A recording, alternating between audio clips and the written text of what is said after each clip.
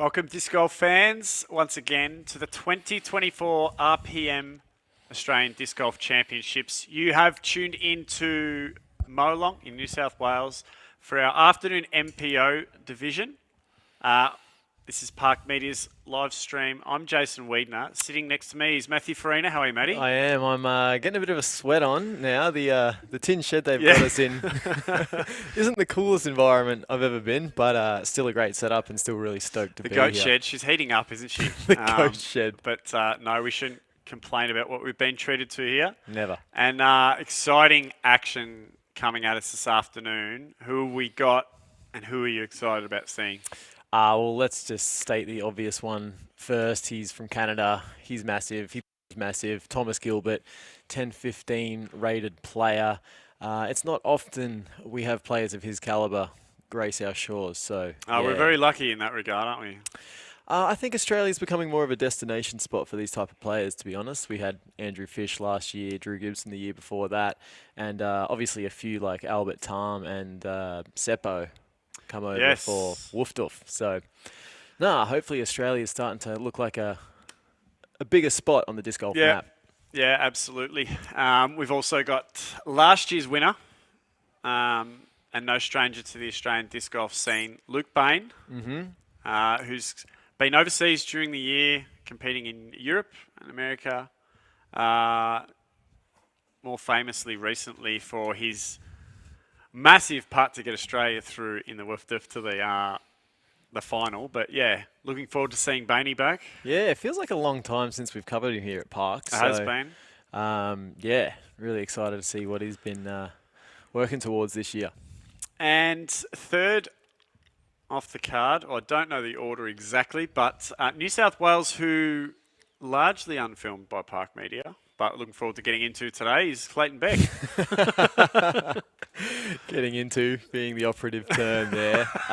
Yeah, we did have a little chat to Clayton pre-round, and he had his aviators on, looking suave and confident. We still think he's a pilot, and he's not fool us with that one. So, and last but not least, of course, a Park Media favourite from day dot.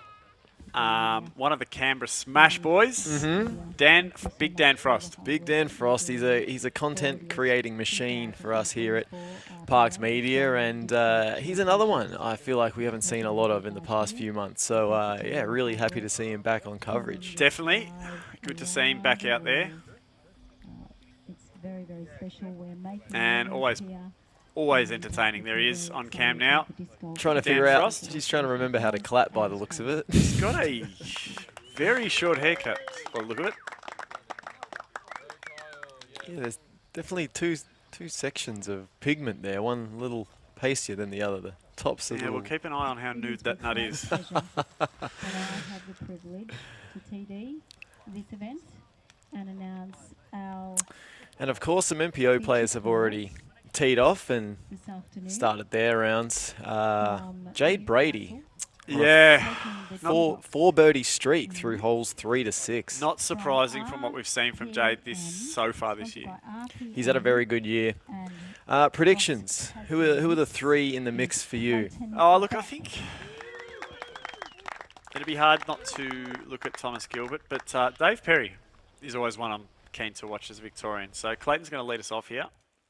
Hole 1, par 5, 333 metres, halfway to Satan. We saw that this morning. She's a beast, double mando around the OB. A couple of different lines they'll take. I've seen 3 different lines taken from the little bit I saw as I stood on T1 before we sat down in the booth. That's the aggressive line. That's actually the second most aggressive line. There is a bigger boost which covers more of the OB you can take, but you'll see a lot of players taking that one as the semi-aggressive route. And sorry, just swallowed a fly there. Are you going to be able to continue? Yeah, so we've got, yes, I'm fine, thanks, Matty. It's my third fly for the weekend, but Luke Bain looks like he's taking the second most aggressive track to the basket as well.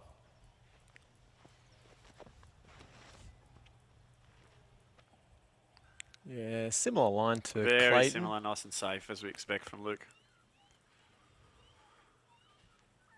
right in the middle of the fairway. Yep, stress-free second Hello. shot for him Hello. upcoming.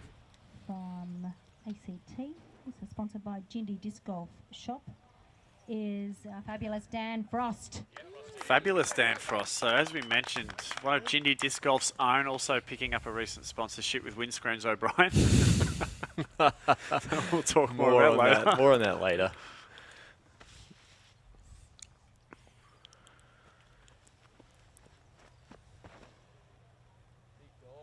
And is that the aggressive one? I Has he just believe yacked he's that a little? pulled that right. He's gone over the top. Oh, Or perhaps that was the more aggressive line. It's kind of hard to tell once geez, it it barely looked like he put anything into that. goes over those trees. And quick shout out to our stand-in catch cam operator today. Neil Toronto in Vogel, Canada, yep. Sponsored by No, he's a good man. It's Space about Athletics. 31 degrees at the moment, which for anyone who operates in Fahrenheit is about, I don't know, it's pushing 100. It's up there, yep. And here's Thomas, the travelling Canadian pro. Canadian? Canadian pro, yes. Of course, part of that team that went down to Australia. And didn't he let us know about it on socials? ThoughtSpace sponsored player. And that's very aggressive. He's overturned that, and it may be out of bounds. Yeah, it's hard to get an idea of where that is. Yeah, we'll confirm that momentarily, but the boys are off. Yep, they're off, and it is, I can confirm, weather-wise, we're looking at, and I should have this ready. The wind has started to pick up, being early afternoon. Yeah, 28 at the moment. So not expected to peak much more, and a little bit of cloud cover sneaking in. So yeah, it looks like Thomas has gone OB there. Not the start he'd be after. Yeah, look, he's still got the range to make par from here, to be honest. He's a big man, isn't he? Gangly is the word that comes to mind for me. Perfect build for a disc golfer, really.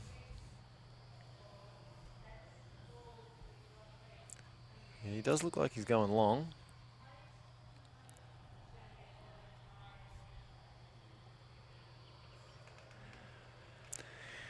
As we have a quick look at the chat, see we've got a Clayton Beck fan there claiming he's the #1. Big claim.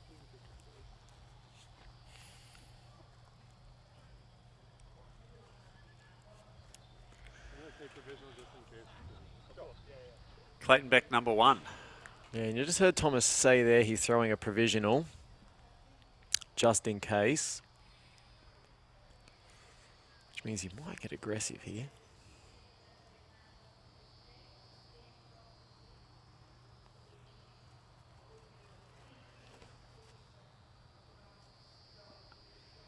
Yeah, it's fairly aggressive.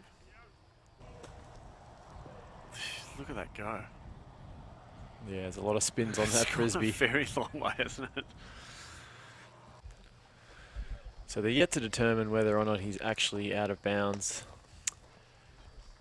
Yep, and as mentioned this morning, but as we like to pay homage to our whole sponsors, Matty, Disc Golf, or sorry, Disc Connection. WA, a staple in Australian online shopping for discs. Absolutely, and Keenan Velios on cue. Velios name obviously synonymous with Disconnection. Absolutely. Big hello to the Velios family. We hope you're all tuning in, all 43 of you. Now, this being a new... The jokes just sound mean if you don't laugh at them. this being a new starting hole to the usual layout for this tournament, or the tournaments they have here, championship layout. Yeah, all the new holes are distinctively more difficult than they need to be, it seems. As we see Clayton lining up his shot. He'll be looking just to pump this one up. Probably landed at the mouth of the double mando. Come on, come on, come on, come on. Coming back. Oh, that snuck back in, I reckon. Jeez, it's very hard to tell with those flags, but it's a good shot from catch cam there. Yeah, that does look left side of the flag line. Hopefully puts him in position to attack the double He was mando. begging it, wasn't he? Begging it to come back in. Willing. And so were his card mates too, which is always nice to see. Cliff Field in the chat there. You want to address that comment? Cliff apparently finding out all he needed to know about fluid transfer solutions this morning. And we were discussing Pertek's wonderful sponsorship. And Luke plays a much safer shot than Clayton, and he seems to be setting up nicely for the backhand hyzer through the double mando.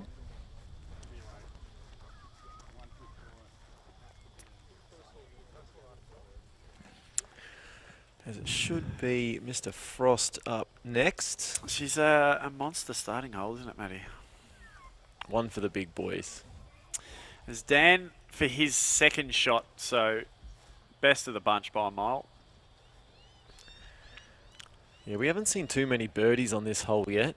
Austin D'Alessandro was one of them, though. He was.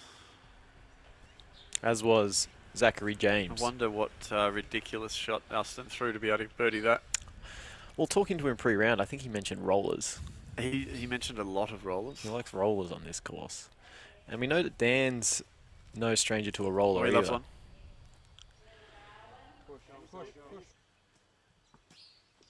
Oh, he's caught a tree.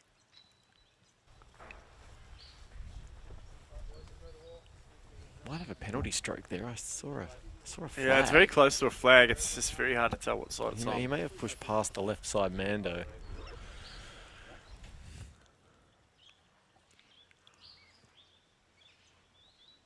Is that a drop zone flag? It's Clayton for his third. Yeah, RPM sponsored player Clayton. Okay, so he wants that to come left drastically. And it did, quite a stable disc. Should open up the mouth of the mando for him. Absolutely. And there's that return of that massive umbrella that Bainey likes to carry around. Rain, hail, Oh yeah, or shine. that was 12 months ago we first spoke about that, and it doesn't seem to have gotten any smaller. No, It is enormous. I don't think there'd be any reason it would shrink. Unless he puts it through the dryer or something. Yep.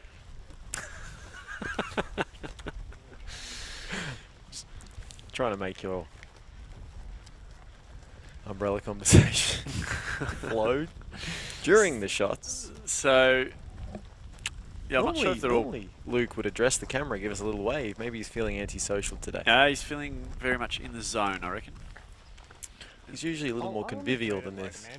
Yes.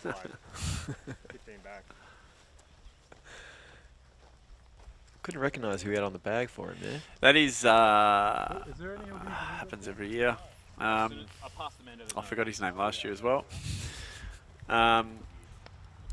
Nathan something. Nathan. That'll do, Nate. It'll Nate come Dogg. to me. Nate. It's Nate on the bag. I think it's Nathan. Cliff seems to agree with you. I'm liking Cliff Field's comments actually in the chat. He seems like he's on Matty and my level, which is more than I can say for Yeah. most. Come and have a chat to us after the coverage. We'll have a drink, Cliff. If he's here, he might be somewhere else in the world. Let us know where you're at, Cliff. All right, so it looks like Thomas is playing from his provisional, and it looks like he's going skyward.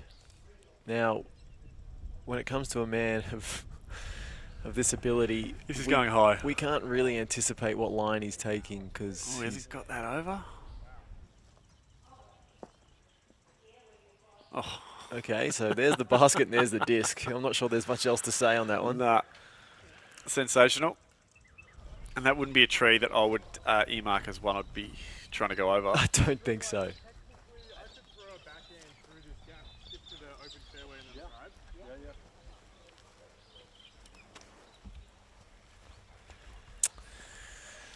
All right, so Bainey. Feels like we haven't seen a lot of him in Australia this year, but he did win the Tassie Open. He did win the Vic Open. Sorry, he came 7th at the Vic Open. We Yeah, actually no, he covered didn't him. win the That was Vic the last Open. time we saw him on coverage, I believe, as he Oh. goes the flick roller and aggressively.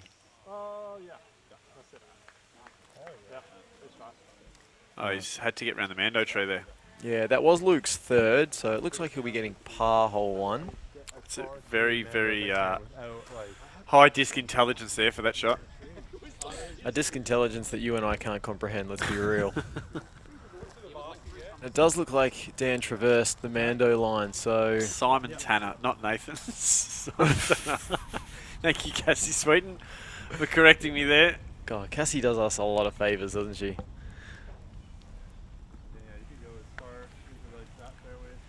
Yeah, only 2 birdies on the day for this hole. Zachary James and Aussie D. So Dan with a difficult around the Mando shot as well. Now, this will be Dan's 4th.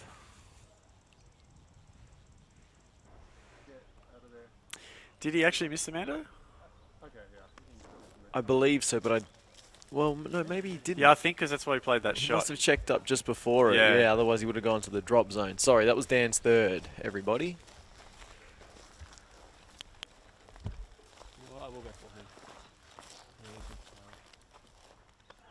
I think this is Clayton's 4th. Got Kate Ashton on the bag there. Yep. With his newly acquired Eruption umbrella in hand.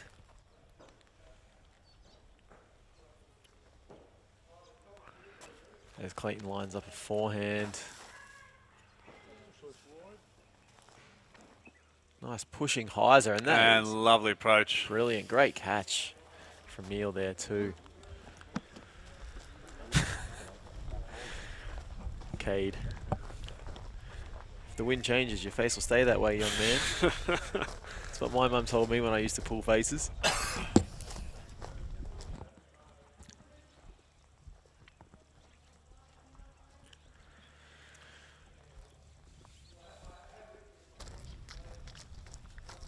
As we see Frosty throwing 4.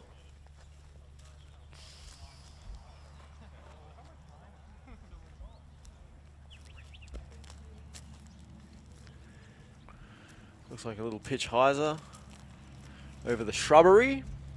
Shrubbery. Good to see the shrubbery back for Yeah. another year.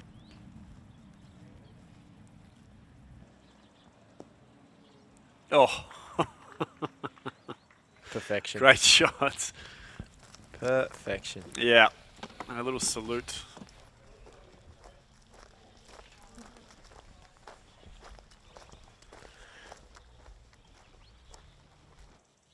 All right, Luke throwing 4 here. Pretty rudimentary upshot, you'd say here.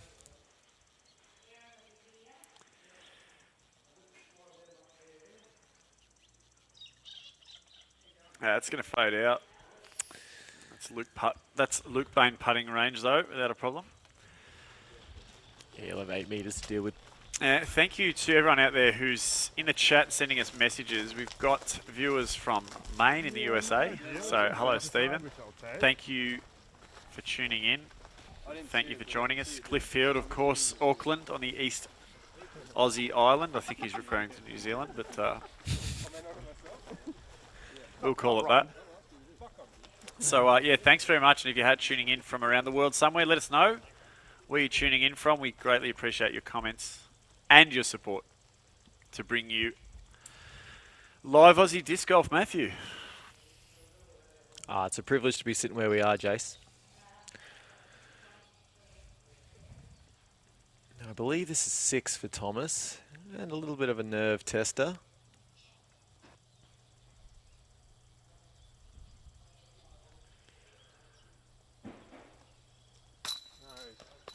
Yeah, he waits till the time is right. And I like to call that a no-doubter. Yeah. Low, on the pole, nose down. That ain't doing anything but sitting in the bottom of the basket. Absolutely. As we see some North Americans joining the chat, we've got someone from North Carolina. North Carolina. Chase H. We've got a couple of Canadians. Reese Circuit from Ballarat. Thank you, Reese. And Bainey Makes. with another no-doubter. Yeah, no doubt for Bainey. It's, like I said, well and truly. Well, I think what we noticed from the FPO division today is you don't get a lot of allowance high and wide on the chains of these baskets. You really want to keep your putt central and keep it low. Absolutely. These players obviously do think about these things and will adjust. Yeah, so a lot of comments coming in from North America. Cleveland, we got a Browns fan in there. Rich Rain, good name, Rich Rain. As we move on to hole 2, par 3, 115 metres. The punch of Leonidas.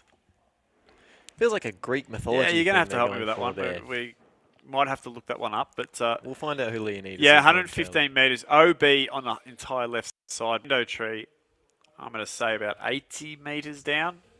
And, of course, the Sanskrit green as well. So suiting the forehand players like your Luke Bain and such. Thomas Gilbert does not have a slack forehand either. Dan Frost also with a forehand. Really? Yeah. Has he You ever developed seen one Dan since? Frost's forehand? I thought he threw rollers. He's got one. Okay. Just waiting for the boys to confirm their scores on that hole.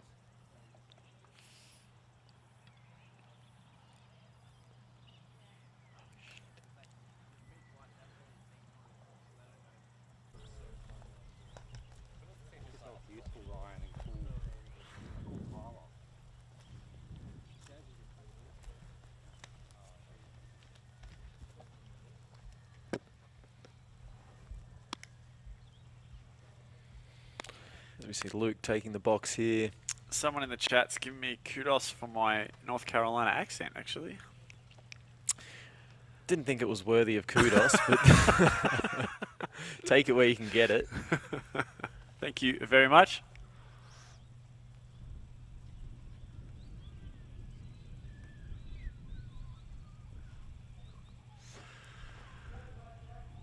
As Bainey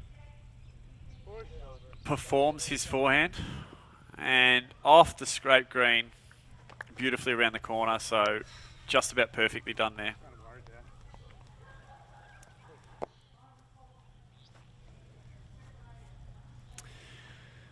Yeah, backhand for Frosty, right? Yeah, I thought you were being a little ambitious, assuming forehand. Oh, from every him. now and then you see it. Yeah, probably a big turnover by the looks of it. Last time I saw a forehand from Frosty, it rebounded off a car and came back in bounds. Oh, shit. Yeah, true. Oh, that's a roller. I don't want to say I told you so, but it's tracking very nicely. Get away from it. Yep. That'll do. He's putting. Yeah.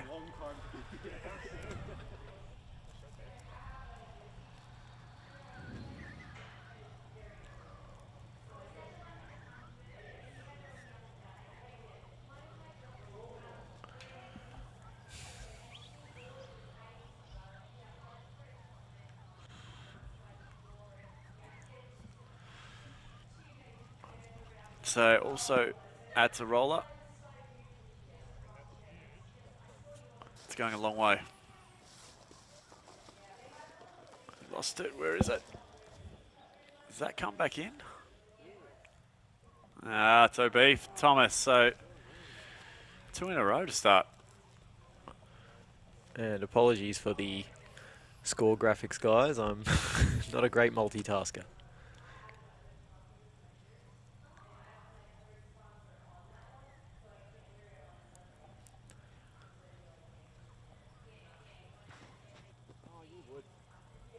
Oh.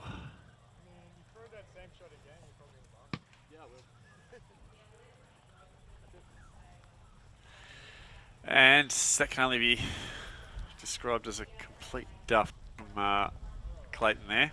Oh, I missed that one. I was updating scores there. We should be all in order now. He's yeah,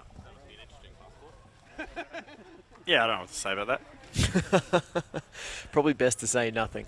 Yep. So you were asking about the origin or the birthing of the punch of the hole, or the name of the hole, the punch of Leonidas. Yes. Tell us about it. Well, Leonidas was a king of the ancient Greek city-state of Sparta. So he's a Spartan. Am I good to go? Yeah, that's a safe assumption. Yeah. Is he part of the 300 Spartans, the famous 300 Spartans? I have to do a little more digging to answer that one, but I'm not sure at this point. There's some shade in the chat. Yeah. That hurts the soul. I think that was Clayton's shot they were talking about there. So that much better effort, and he's happy with that. Oh, one of my Canadian mates is in the chat. KTNY Music. Just giving me some good old SHIT about my forehand. No, Yeah, well, he probably hasn't seen you for years, so he's not aware that you're Australia's newest forehand guy. he hasn't seen me throw for a while, and I do miss you, Derek. Big love, big love. I sometimes put on your playlists when I need normal people music to put on at barbecues.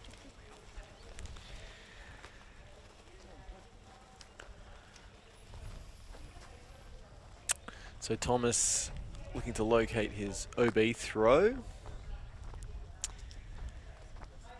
So, yeah, and Newcastle, as we mentioned, Newcastle Disc Golf, big part of sponsorship for this hole. Yeah, I'd be keen to check out the courses they have around Newcastle. I've heard very good things.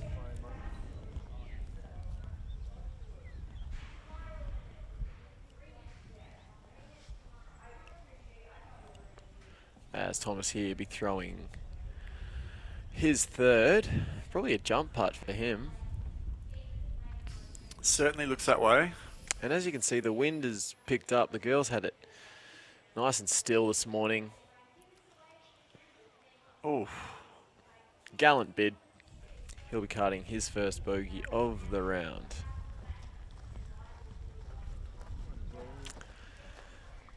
And if you're looking for some smooth house beats, KTNY Music out of the Kootenays. I think it's house that he plays. It's some sort of dance music. Oh, boy. Sorry, I don't mean to laugh, but he tried to bounce past that one yeah, to it's the not. basket.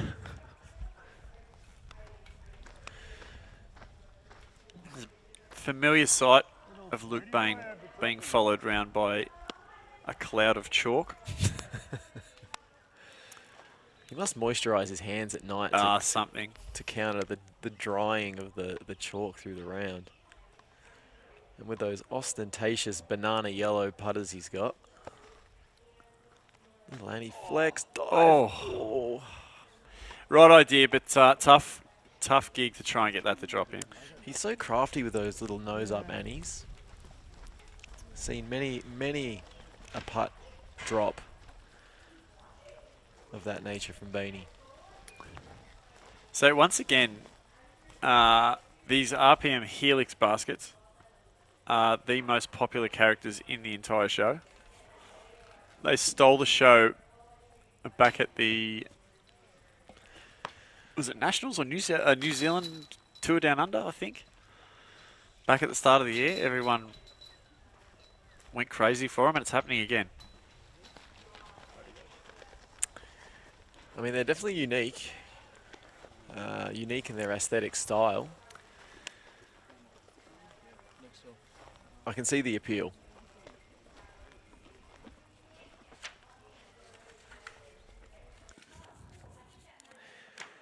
As we move on to hole 3, it's a par 3, only 88 metres. Finch's Pinch, sponsored by Wildflower, I believe is a cafe.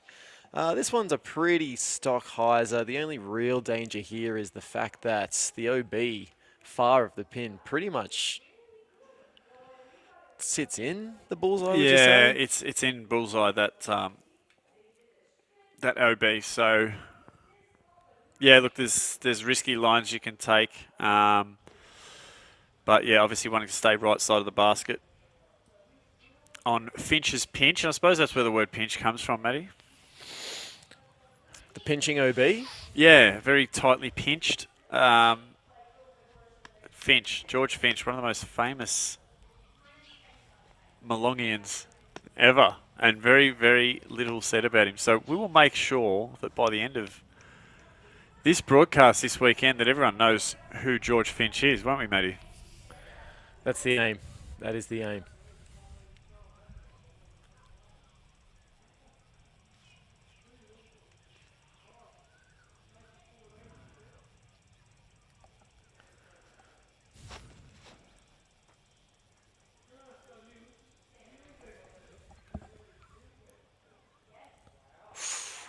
Just stays in. Yep. Perfect.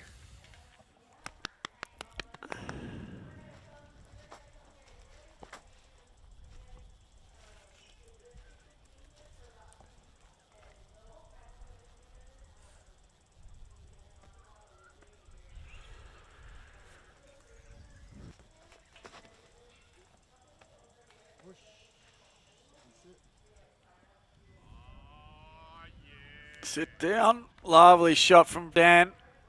A tap in birdie there.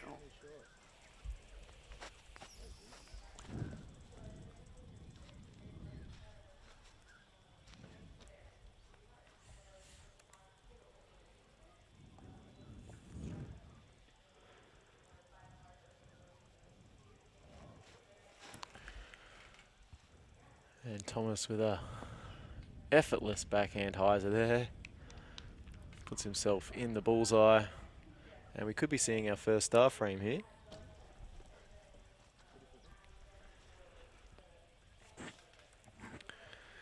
Clayton, who is bringing up the rear at the moment, sitting 2 over. Opting with the forehand line. And that sits down nicely. Yes. Just inside the circle. So, what'd you have for breakfast this morning, Matty? What did I have for breakfast? I had to rush it today. I wish I had an option nearby. I would have been great if we could get down to the Wildflower Cafe. It would have been. The Wildflower Cafe in Molong. Just looking through the menu now, absolutely stunning. Absolutely stunning. A nice bacon and egg roll first thing this morning. I mean, that's exactly what I would have purchased if time allowed. And I think tomorrow we can get up early enough to make that time allowance because it seems like they offer quality a range of absolutely. food and So beverages. if you're in the Molong area and you're looking for, at any time of the day really, the Wildflower Cafe. But I will probably put a hold on that bacon and egg roll for you because I do have to sleep in a camper van with you. Oh, we don't need to talk about that. It's an effort already, mate. So we don't need to bring up food hygiene here. We see Clayton with probably 7 meters to deal with here. Looking to shave a stroke off his card. yeah, he'd want this one. And doesn't get it. No. Disappointed. Slow start for Clayton. Yeah, so question in the chat, does that black sandy bunker looking area players has it? So it plays at OB. Every tournament they're different, but usually they don't want you to play from on them, so they usually... Nice birdie for Luke there. As we see them used in a couple of courses, yeah, we tend to use them as OB.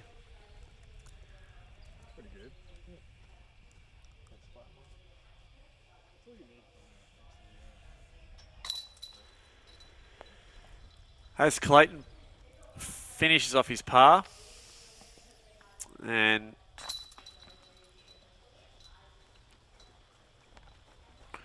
birdie for Thomas, Yeah, takes him back to even. and a birdie you would think for Mr. Frost. So, bit of a beer frame there.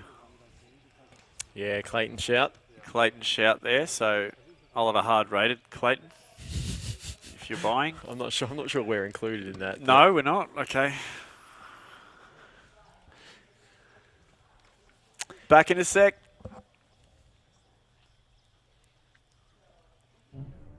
Choose your driver.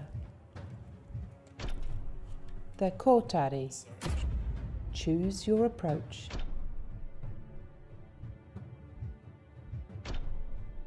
The Kia. Choose your putter. They're all over the place. So The Tui. what I'm trying to do is Selection complete. work from this more. Hole 4, par 3, 107 metres. We've got a sand scrape just before halfway up the fairway, but it's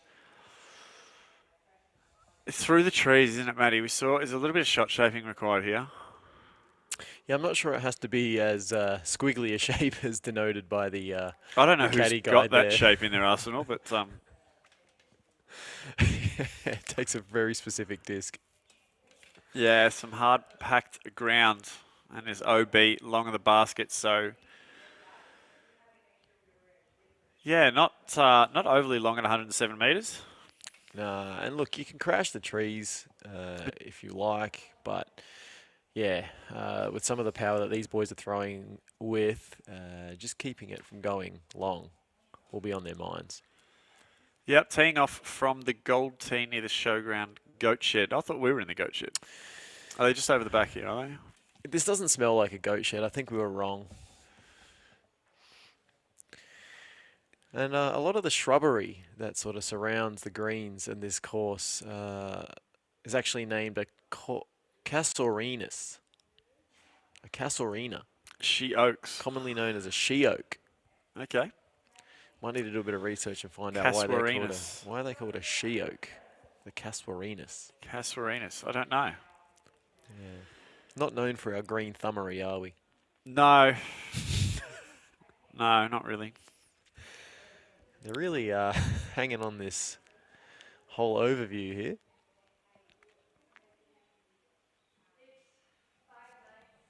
Cassie Sweeten giving us an MP40 score update.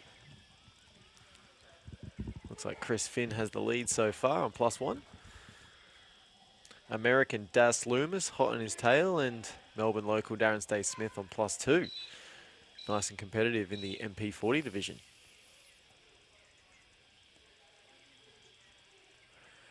As we get a nice shot of the green here on hole. I'll tell you what, it's looking absolutely 4. fantastic, this course, isn't it?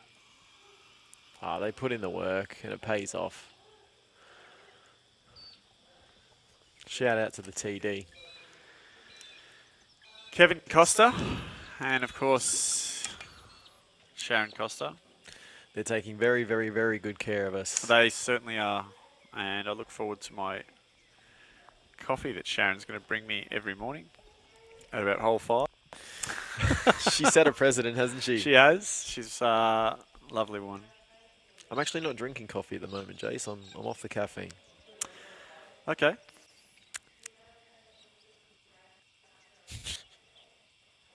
Did you want to talk about it more? Or? I thought you might follow up with a question. But Okay, so clearly you tell don't me care. about this, Matty. Why are you off the caffeine? Clearly you don't care. Maybe No, we I should, don't. we'll Well, let's get back to the You disc go on golf. and off coffee about the same time as you change putters, so it really gets a little old after a while. But do tell us why you're off coffee. No, it's all right.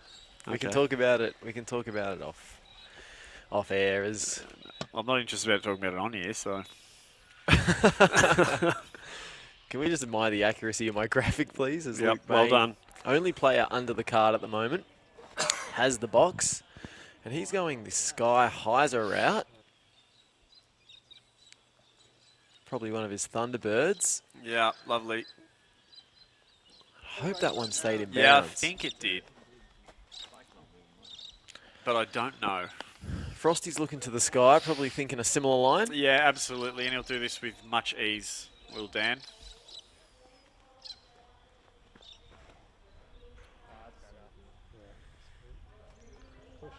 Lovely smooth form, isn't he, Dan? Yeah, for a big fella, good Yes. coordination. It sticks that at 5 metres. Let's go. Yeah, he might have just flicked the switch here, Frosty. He's put all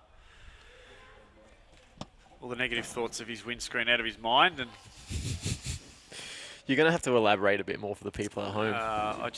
Look,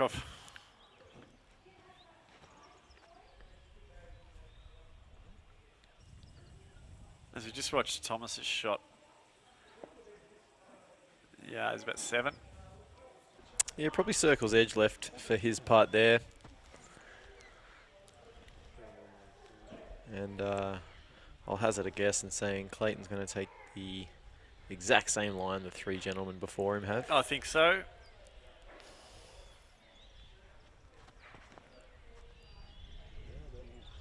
Looks a little skinnier. Yeah, flirting with the OB here. Oh, Take that back. Best of the lot. Take that back. I thought That he might was have got absolutely beautiful to watch. I thought it might have got a And little he's more charged off down the fairway, Clayton. He's not even waiting for his caddy. Why would He you? wants to get down there. He is certainly walking like a pilot at the moment, isn't he? Do pilots have a certain gait? Oh, they do. Look at him. Proudly walking through the airport with Yeah, his... so I heard a rumour in the camp, and when I say in the camp, I mean quite literally in the camp, that Dan Frost woke up this morning with a very, very minor chip on his windscreen.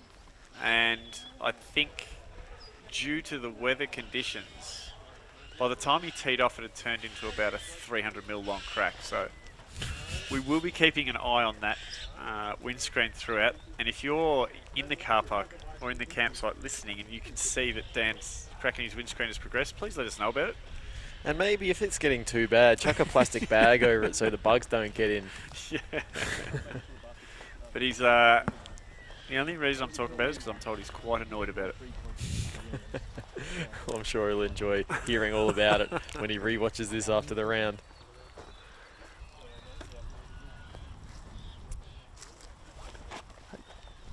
There's Boney. There's the Boney we know. Addicted to the camera.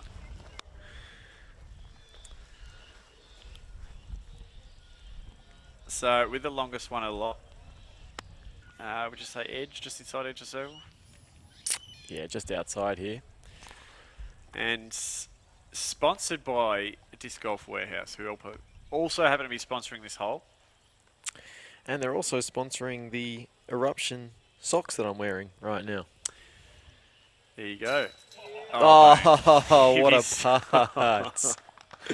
If he's going to start doing this again, we're in for a show. And yeah, salute to the crowd. That's an absolute beauty.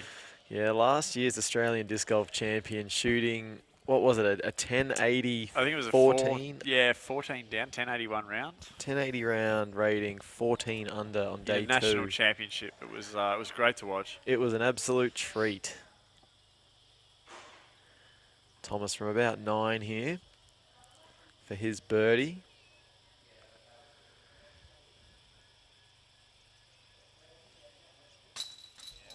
Yep. Easy money. Yeah, and he's happy with that. That'll put him under the card. Yeah, so he had an indifferent start, didn't he, Thomas? Yeah, that's his first score of the day. So Sorry, second. He did get a birdie on the last hole. He's off and racing now, and Frosty be looking to do the same. I don't feel like we've seen Frosty putt today. Let's see what he's got in the tank. Oh, No, a little bit more left, I think, after that one. he did duff a simple one that we glossed over earlier. He'll look to get those putts up a little bit, maybe ink the nose angle upwards. Yes. As Frosty gets to enjoy his first beer frame. No, Bainey got a par as well. Oh, did he? Thought Bainey nailed a long putt. Was he out of bounds? Oh, was that his birdie? I think My so. bad, my bad.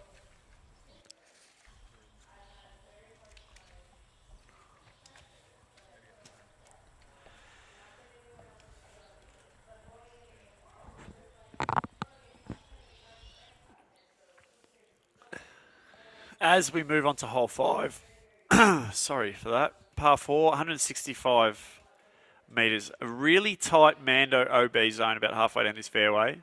making placement absolutely necessary. No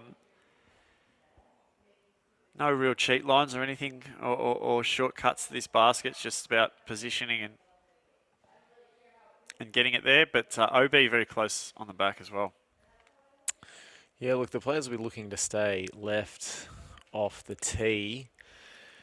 And then if you want to get aggressive, you sort of have to flirt by throwing over, long over, sort of 2 peninsulas of out of bounds area. So, yeah, really keen to see how they attack this one.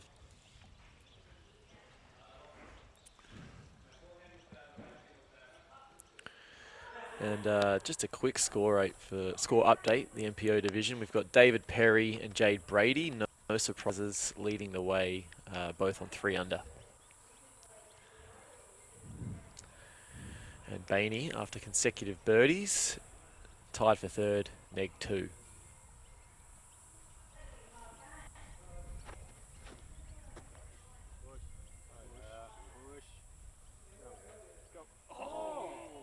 Oh, what's that hit? Did that hit that stake? It's in bounds, so it doesn't matter. I'm glad it stayed in bounds, but Stopped it dead in its tracks.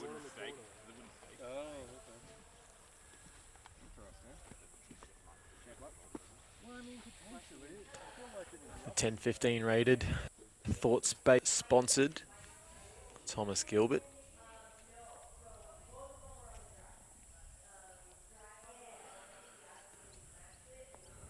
Damn Poplars, the name of this hole. Damn poplars.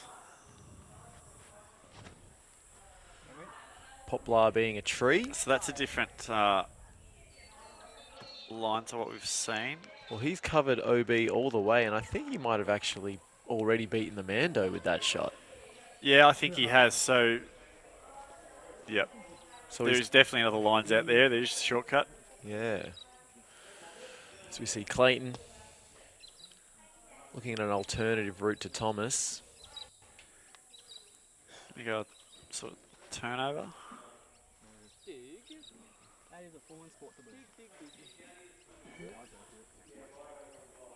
Yeah, just giving himself some angle to hyzer around that Mando on the left for his second.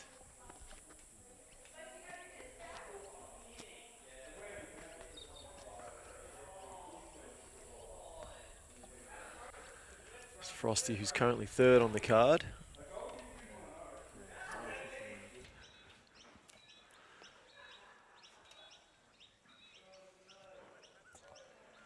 Yeah, nice and gentle, safe play out there. Now, Matty, if I was to say to you, the Torpo Classic, you know what I'm talking about? Can't say I do, Jace. Sponsors of this hole for a start, but disc golf tournament in Spa Park in New Zealand. I'd take free ice if you've got So a ice. New Zealand tournament is sponsoring the Australian Disc Golf Yep. Championship. That's Torpo, and I hope I'm probably not saying that, Torpo. what a display of Torpo. camaraderie between the across Tasman countries. Absolutely. Yeah, so great to have them on board. I'm not getting it. I don't need it. Dan doesn't need ice, folks. You heard it here first. That's a Parked Media exclusive. Just like the windscreen debacle. These power lines up here. My practice day, I hit the power line. That wide. Dropped in the lake. Gone forever. Story of heartbreak and loss there from Dan. I don't even know if I got it in. Catching one of the power lines and Disc losing a golfers are disc. full of those stories, aren't they? We really like to focus on the negatives.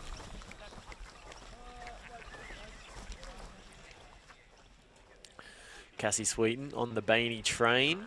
Probably a little woofed-off bias there.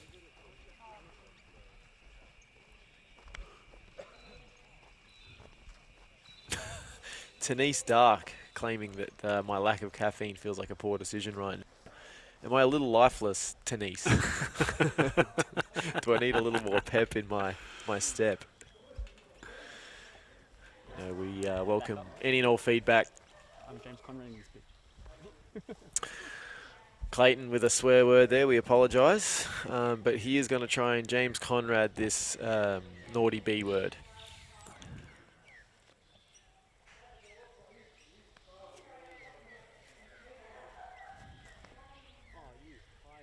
Get lucky. Oh, get wrecked. Oh, that's not lucky, Clayton. Well, he's not OB. Got the No, kick he left. Seemed to throw it very high, didn't he? Like in all the practice rounds, haven't done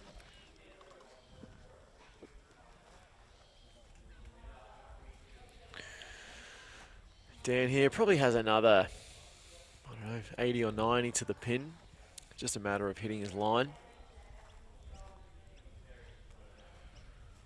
Looks like he's got a mid-range in hand. Maybe even a putter. Reset there from Dan.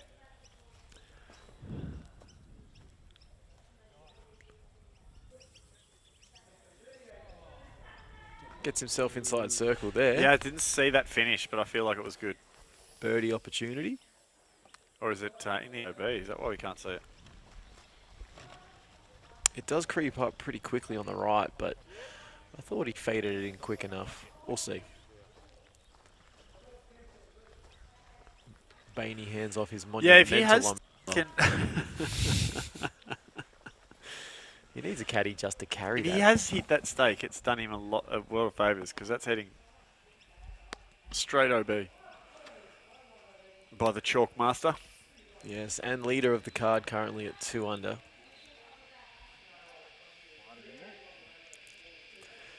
Yeah, we might have to try and get down and play the Taupo Classic. I think they'd be rapt to have us down there, Matty. I think so. Maybe we could cover one of their tournaments if they're not already getting coverage. Too short. We'll have to talk to Kyle about that. Yeah, a bit short from Bainey on his forehand upshot there.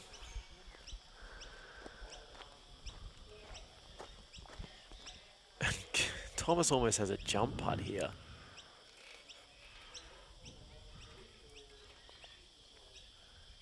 And he does. And that'll be one of the easier birdies he'll get on the day, I think. Yep. Just having that vision and obviously having the skill and the ability to be able to see lines that, let's be honest, it wasn't really a line. It was the skill and the ability. It was more to of a flight path for a plane. The skill and the ability just to throw really, really far. Clayton checks up a little short there. Yeah, so no one taking really any damage on this hole.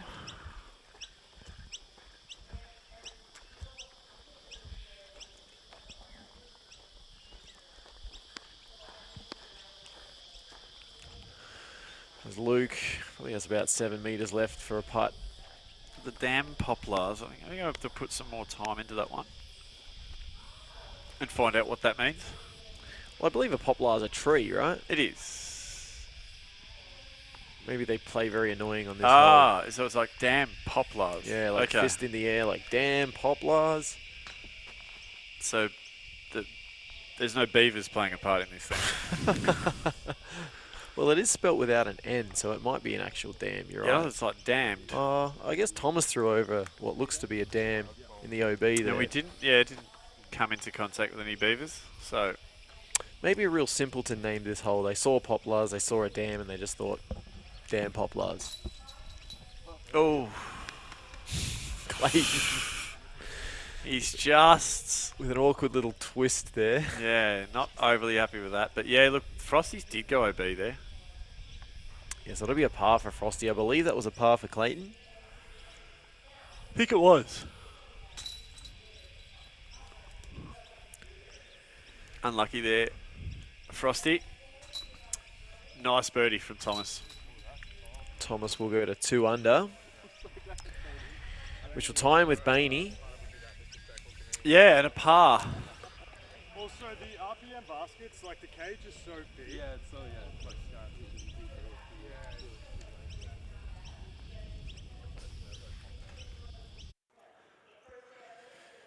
As we push on to hole 6, a par 4, 230 metres, landing zone and an OB strip when approaching the basket. OB hard along the left of the Mando tree, just on the corner of it. Pretty open once you get out there. But, yeah, 230 metres, probably too big for these guys to go for the green, I'd say. It is, and it does play slightly uphill, so yeah, a couple of boom shots required by anyone's standards.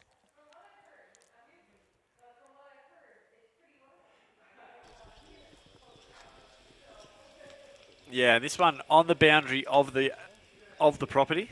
That's why it's called boundary rider. Nothing to do with Robert Dippier, Domenico, or Dwayne Russell, or any of those guys. Daisy Pierce. Cameron Ling.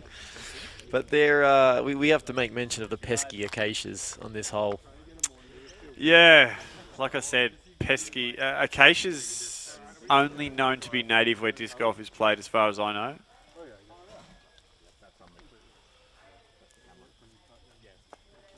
And guys just taking in a bit of shade.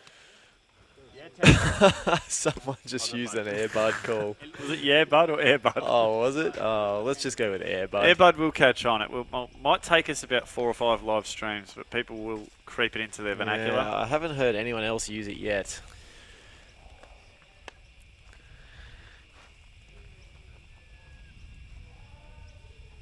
As we see Thomas here, looks like he's going for a Anheuser release. Got a roller. Oh, has he hit the Mando tree? Well, he's fought through, but Which side of it did it go? I didn't see it. it's taken birdie out of the equation, Jace. Oh, that was rough.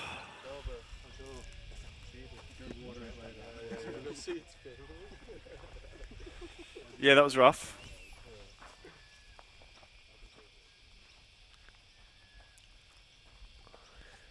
As Bainey not opting with the roller here.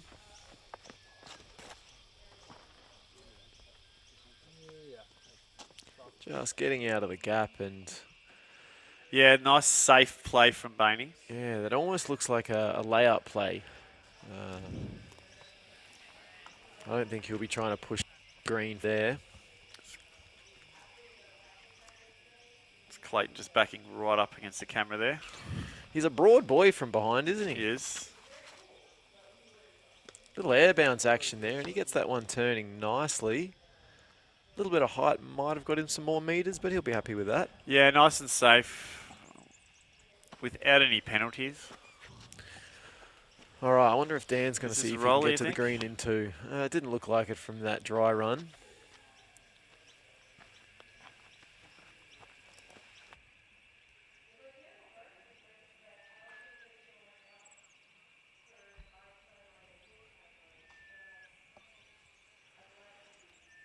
Yeah, just caught a tree halfway down there, which cost him a bit of distance.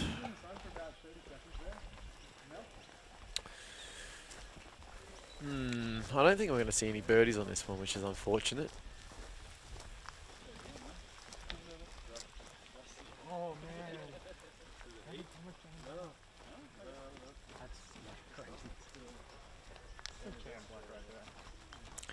And Cliff Field just asking in the chat if the course is deceptively tighter than it looks on coverage.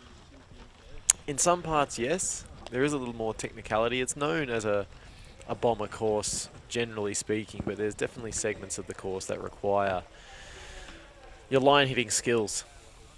Yeah, look, there is some tight OB too, you know, which has to be considered.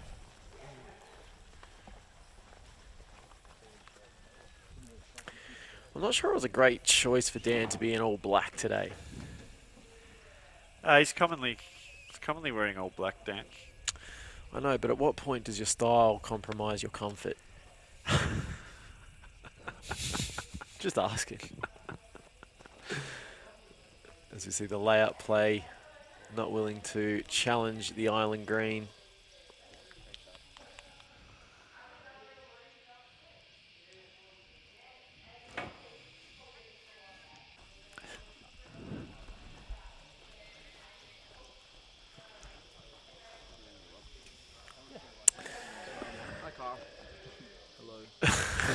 Hi, Alan. Hi, Cade.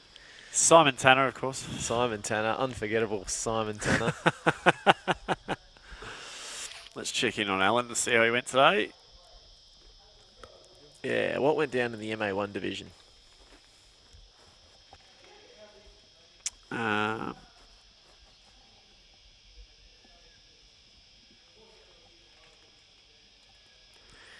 I can't find him. Here he is, 24th position. What did that rate at? 888. Yeah, I think... What, Not his best round. Hussey shot a 6 over and it came in at 9.15 this morning. A very, very good round. Yeah, look, the hot round in MA1 was Broden Sherritt. A 979 rated even. 979 rated That even. is a monster.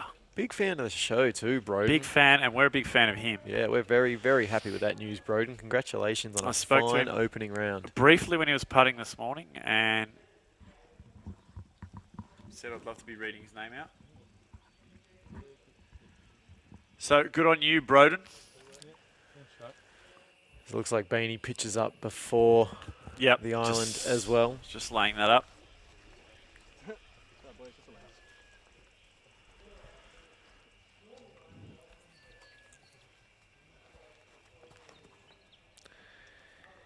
Clayton with a low release, combined with the khaki shorts, just keeps it inbounds.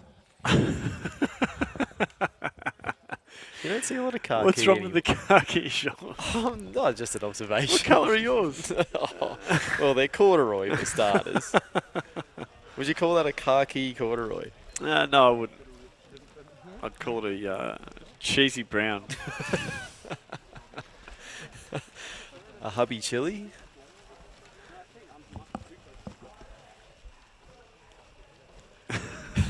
I think Jace needs a coffee, guys. He's Sorry, I'm if anyone could run a coffee to Commentary HQ, I'm finding him to be it's the heat. irresponsible. It's the heat. And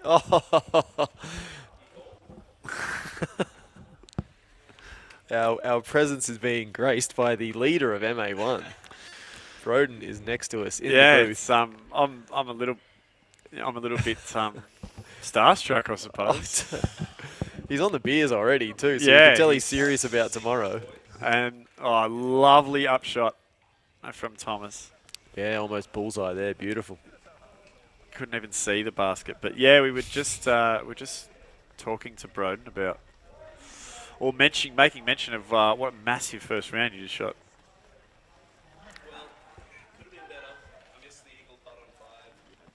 You missed an eagle putt on 5?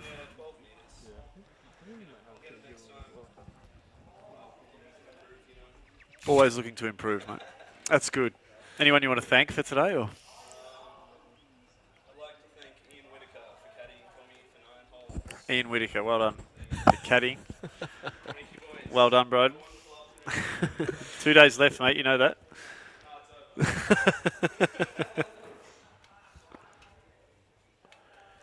As we see Frosty with his upshot here, throwing 3. He's a good man, Broden. You should be very happy with that performance today, that's for sure. Oh, 980 rated, of course.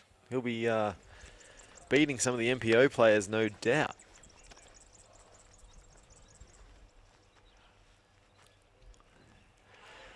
So Bainey with not the greatest look from here.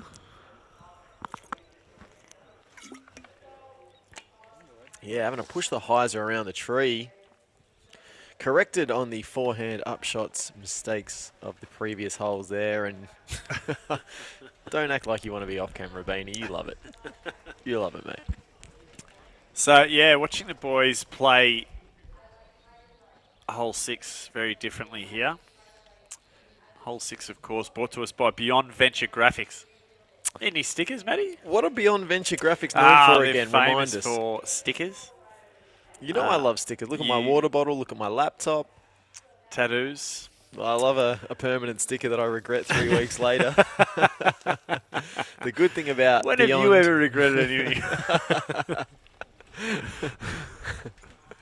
So yeah, for all your stickering needs, adhesive Graphics. graphics, vinyl stickers. I mean, these guys look like they do the lot. So, and thank you very much, Beyond Venture Graphics.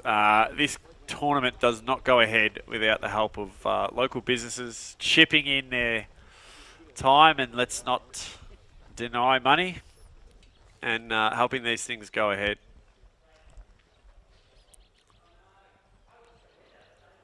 So Dan, for a long look. Yeah, just having a look at Frosty's rating. He's up to an impressive 982. Yeah, he's one of the highest rated Canberra boys these days.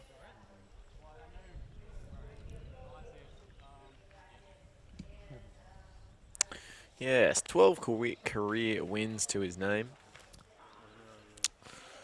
Yeah, so all the players receiving players packs this weekend, obviously receiving Beyond Venture Graphics stickers. I'd like to hope so. They're a quality sticker. So good on you. And this looks like an absolute pig of a putt that Clayton's got here. See what he can do with it. It looks like he's going for it, though. I don't think he's just pitching out.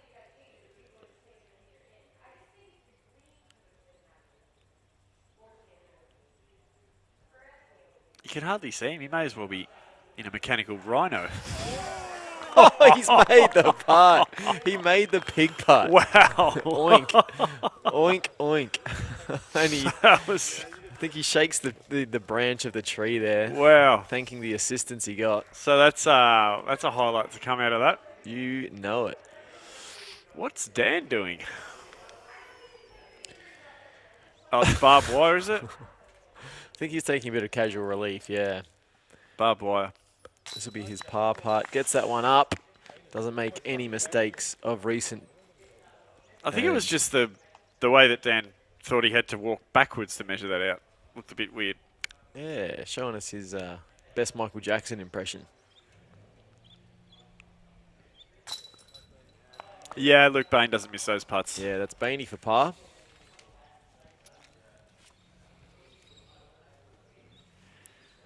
And Thomas is birdie. No. That's no, par as he well. Hit the early tree with the roller.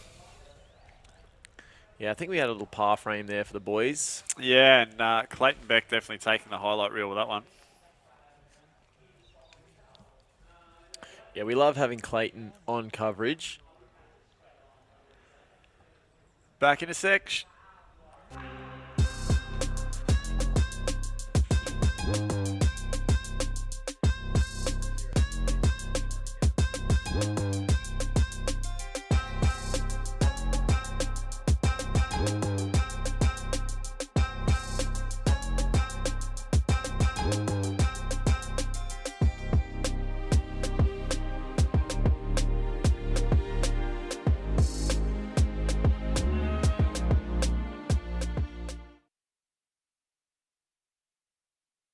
And we're back. Hole 7, par 3, 103 metres.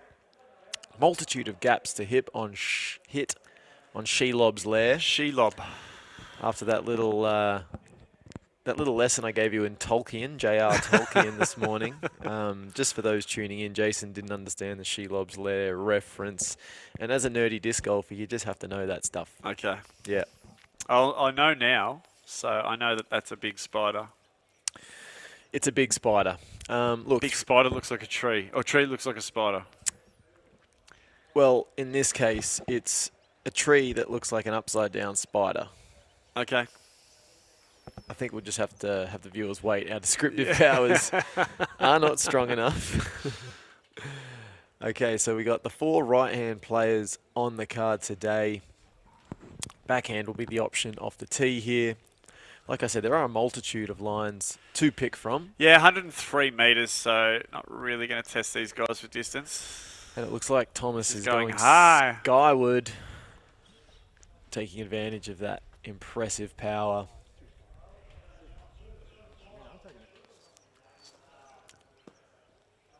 Yeah, just landing at the rear of Shelob there. He's gone a little long of the landing zone that gives you the open look at the basket. Obviously, it's a heavily protected pin, and yeah, landing position's important on this shot. Yeah, I feel like it was a little inside that shot.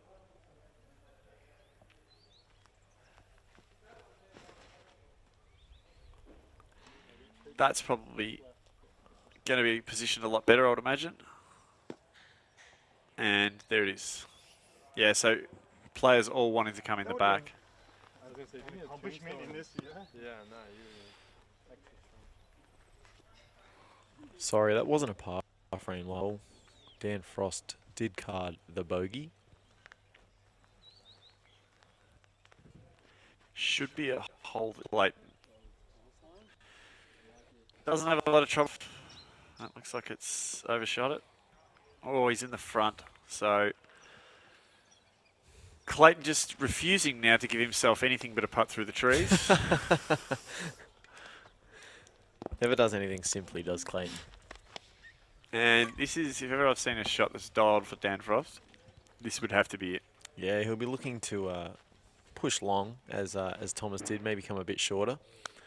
Ensure he gets that nice open look. And down it comes. Oh, he's going to roll in. That was like a remote controlled vehicle. You hit Shelob. I tell you, I've never seen a man generate the level of luck on a disc golf course that Dan Frost does. He does some amazing things. I mentioned earlier the forehand skip off the car bumper that was actually driving past to knock his disc back in bounds at the Sizzler earlier this year. Look, it's some of the best content that we've ever put out there. Do you know what to YouTube to find that piece of footage?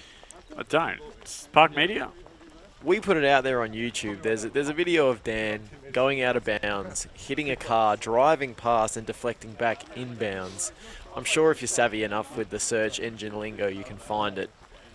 It was a reel, I think, wasn't it? We put it up as maybe a YouTube short. A short, sorry, yes. Yeah. There's also another one of him making a putt through the trees and rebounding off 2 different tree branches into the basket at Mount Gambier last year. So, yeah, like I said, generates an awesome amount of luck. Do not play this guy in horse.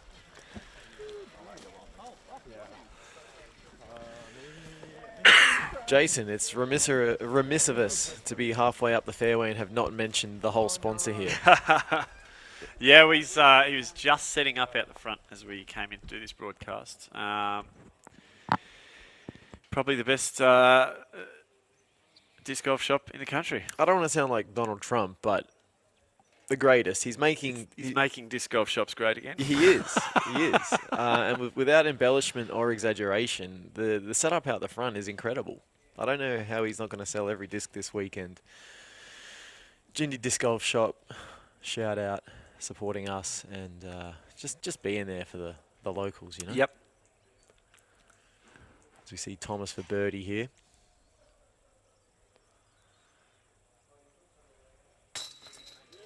Oh, Cans it. lovely putt.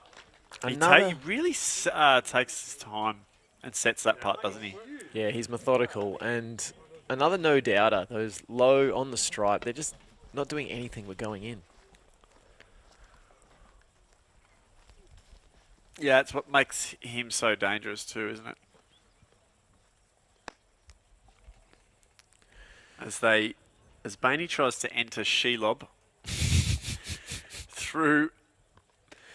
He might need Sting to get the job done here. It's No, you that's wouldn't a get good that. angle of it. You wouldn't get that reference. No. Sting is the sword that Frodo uses to fight Shelob. Lost on you. Yeah, I'm so uncool because I don't know that. Anyway, Bainey could have used some sort of sharp implement to chop his way through the trees there as he drew wood. Yep. And through the trees again goes Clayton Beck. And that's a birdie for Clayton, Yeah, it is. bringing him back to even. And for those of you wanting to see that reel of Frosty massacring a car bumper in the order of keeping his disc in bounds, Parked legend Ash Wiedner has just posted that in the chat. Click the link, guys. You won't be unimpressed. Yep. And a nice, as we say that, he taps in a nice birdie. So well played there from Dan, and he's pretty happy with it by the look of it. Yeah, and everyone on the card back to even or better. And Thomas Gilbert now, I believe, is in equal first place at 3 under. Sorry, I take that back. Equal second place. Jade Brady holding the lead at 4 under as we move into hole 8. It's a par 3, 95 metres. Couple of options here, but you'll probably be looking to throw something left to right moving. Big backhand turnover for the righties here, or a power forehand. Yeah, the home run. So called because it used to be the last hole on the old layout. Definitely a couple of options. Mando tree early. So yeah, only 95 metres though. You've got to check your power here though. As you can see, the out of bounds does surround the green, actually encroaches the circle from memory. Yeah, a bit of a precarious landing zone if you're going for the pin. Yeah, so against the grain wood turning, doing the hard work on this one, Matty. Now, we touched on this morning, and we might watch the players tee off before we go back there, because it was astonishing, that conversation we had this morning. I've already received feedback for it from some of the diehard There's viewers. a forehand coming from Gilbo. Yeah, let's see how far he can actually push this thing. We haven't seen the full force of the forehand yet, and he's probably not used to flies like this back in Canada. Pesky flies. As pesky as the acacias. He just cannot keep my way at the moment.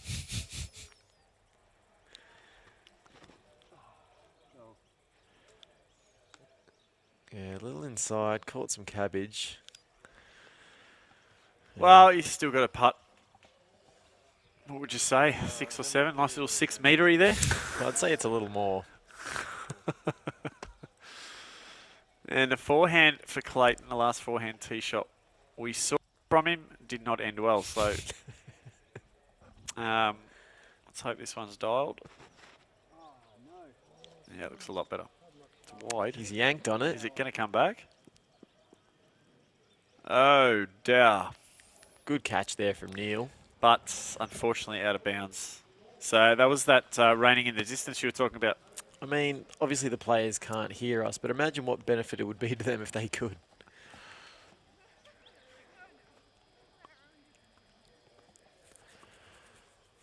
As Frosty, again, displaying a lack of preference for the forehand, going high with a turnover. And it comes, and he's got himself a putt too there for the Danimal. Not to be confused with the Chanimal. Channing Frye. Would love to see him make his way down to Australian shores one day. And this should be no trouble with the man with this forehand. Apparently there is a little bit of trouble there. But savvy enough to reset. It's always a good reset, isn't it? You never hear someone say, "Nah, bad reset." Bad. It's always a good. It's true. It's always a good reset.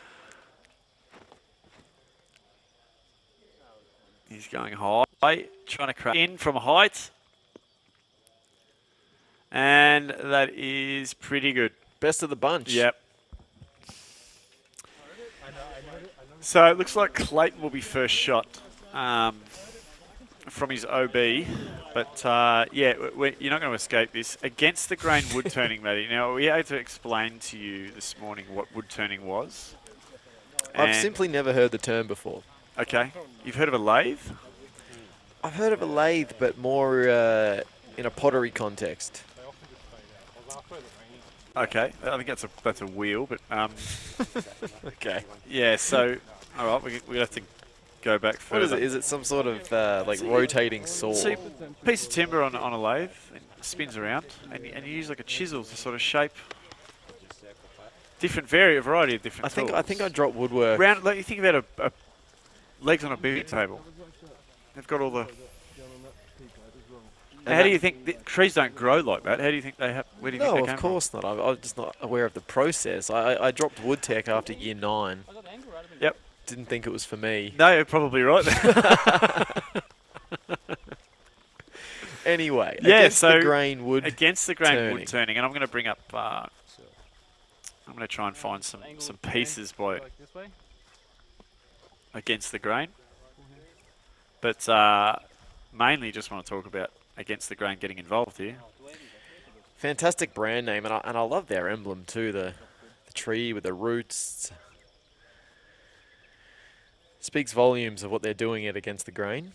As Clayton, an improbable par look.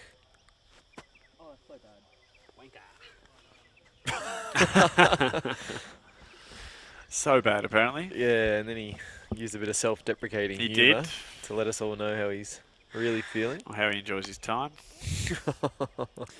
Not sure our international viewers will understand. That's true. that So, term. Dan with an edge of circle look. Oh, It's the third time we've seen yeah. that result. It's becoming a regularity, isn't it, for Dan? Yeah, no win to speak of there. Just didn't have the beans. Shout out Cam Abratansky. This, from what we've seen from Thomas so far, should be no problem at all. It's a 6 metre-y. It is a 6 metre-y.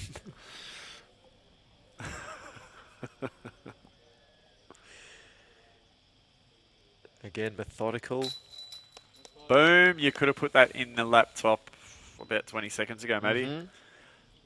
That'll take him to 4 under, Jace. Yeah, so that's, and this is where it's being done, isn't it? In the putting section of this sport.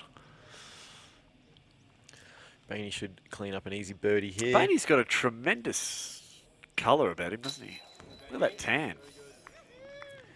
I mean, he spends a lot of time outdoors. He's Australia's only dedicated professional disc golfer. Yep. In terms of this is his livelihood, this is his income. He's not just playing for accolades. He's playing to survive. Was that too dramatic? No, that was good. Little monologue from you there. As they tap in on the basket that is clearly not made by against the grain wood turning.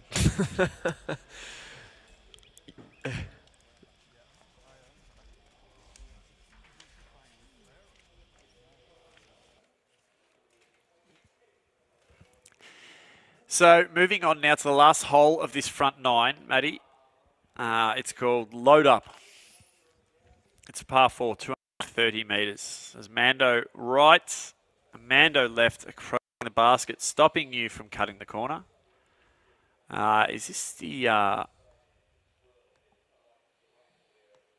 it's fairly wide open, isn't it, from memory, from what we saw this morning? Yeah, look, it goes pretty strongly uphill from memory. Yeah, it's gently uphill. Sorry, yeah, gently uphill, yeah. And the basket is precariously placed on a cattle loader. Do you remember that one? Yeah, I think you and I queried as to what a cattle loader was. Clearly after my wood turning acumen or their lack of. I'm not the guy to ask when it comes to farming stuff or anything to do with hard labour, really. I'm a teacher. Shout out to all the teachers out there. So there's the cattle loader. A device used for loading cattle.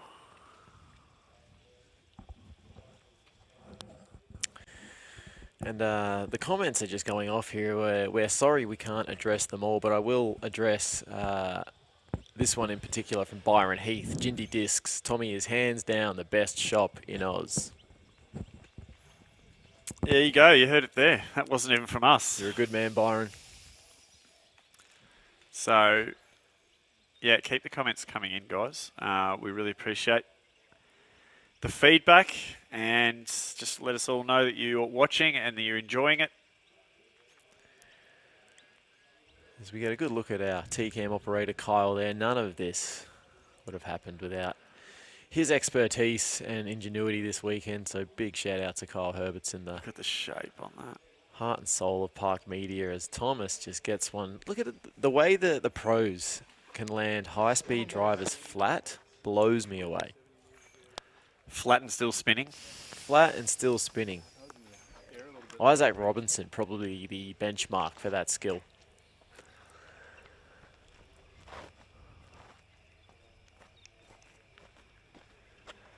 So, yeah, this one's just at the back of the course. And if you look just behind Bainey there, you'll see the goat shed that we're commentating in. Yeah, it's an impressive shed. It's good to see these guys go full flex. Yeah, love to see it. Met with applause. And how? Yep, good to see him get to show off every now and then.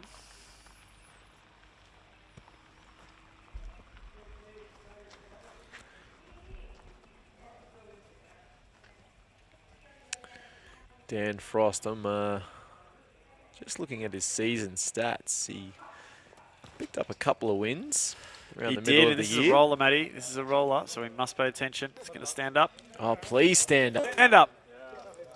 Oh, this Here is it going to go comes. forever. This is going to go forever. Oh, yes. What? Oh, I hope That's that right next to the Mando tree. I hope that hasn't gone OB. No, he's on the right side of No? it. Yeah, no, that's good. How That is. So I that's mean, to the second Mando tree. That has to Yep. be. That has to be 180 meters. Yep, it has to be. That was a joy to watch.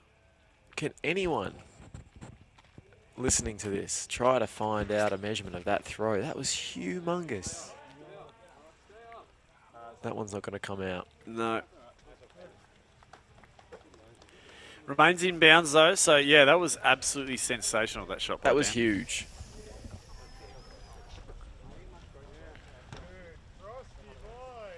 Kyle, if you're listening to this, if you can get all from Dan, we'd love to know.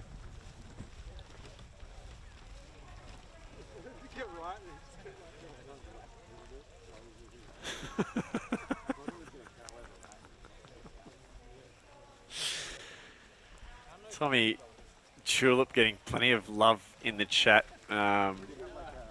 David Flew has entered with a Chuck Norris-like story about Tommy Tulip. Do you wanna- say? I'm going to read it out because it's impressive. I once saw Tom from Jindy Disc Golf Shop save a whole bus of nuns from a volcano. Then he took out for an ice cream afterwards. 10 out of 10 guy. I haven't heard that story from Tommy No, himself. but he's a modest man, Tom. So keep that one to himself, wouldn't he? I'd love to hear it firsthand. I'm going to ask him about it later.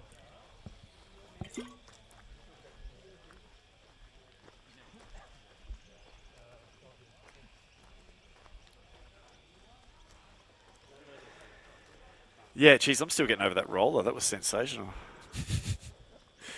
Byron Heath actually expressing the doubt that all his mates had in starting the shop initially. Oh, really? Yeah, well, we got news for you, Byron. He's thriving now. And just scooping up some of the best players in Australia as he does it for his team. As we see Clayton here throwing two. He'll be looking to stay right side of that second Mando on the left. No, that's fine. Yeah, that's good, Clayton. Don't do that. I hate it. And it's perfect. I was scared. I didn't want it. And Clayton just expressing the fear he had with that shot. Still executed quite nicely. Got Bainey up next. Created that yellow, stakey. I think that's a good play. Just conferring with his caddy gear is Bainey. Definitely more on the chatty side, isn't he? Definitely. Which we love coverage. We like animation and character in our players.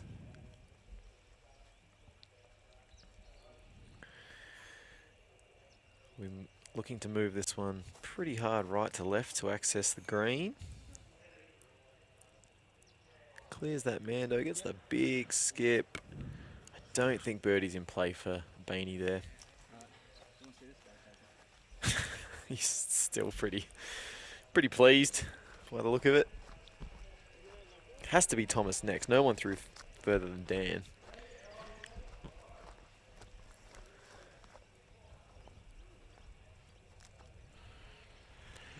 So as we mentioned earlier this morning, RSL New South Wales Molong sub-branch, not to be confused with the Molong RSL. It is very confusing though. It is Veterans Advocacy Services.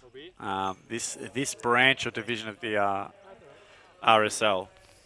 They meet every second Sunday, and looks like they do some great work and some great things. So not the actual RSL, as in the ARI or the RISOL or whatever people call it, the actual venue. This is a sub branch of that. So thank you very much for getting involved, and we'll touch more on that because we love community-based giving like that, don't we, Matty? It warms the cockles. Oh, perfect, thank you. And called load up this hole. So it's exactly what Mr. Frost has done, is absolutely load up. And he is pin high. I'm happy to take that advice, thank you. Okay, so he's just short of the second Mando on the left. It's a 230-meter hole. I'm not sure that's as the crow flies. I'm estimating that to be... I'm going to stick with 180. Look, it's impressive, whatever it is. 'Cause he's only got like a 30 to 40 meter foot left. Yeah, watch him bounce this one off a camper and into the basket. Straight up the cattle loader and into the basket. Yeah, some trick shot demo team would suit Frosty quite nicely. Oh. Yeah, leaves himself with a bit of meat on the bone. Yep. Not something I'd imagine Frosty doing a lot. Looks like he enjoys it, mate. Don't go halves in a rack of ribs with Frosty, is that his... I just think he enjoys his meat. As Clayton gets that one to stop. Half loaded, that is. You know nothing about Dan Frost's diet. No, I don't. He could be a vegan for all you No, know. I know nothing. I just think I know the man behind Dan Frost, and I feel like he's a steak man. Bainey will lay out for his par there.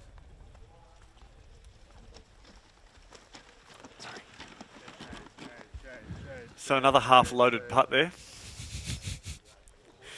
Not really living up to the hole's name, is it? No.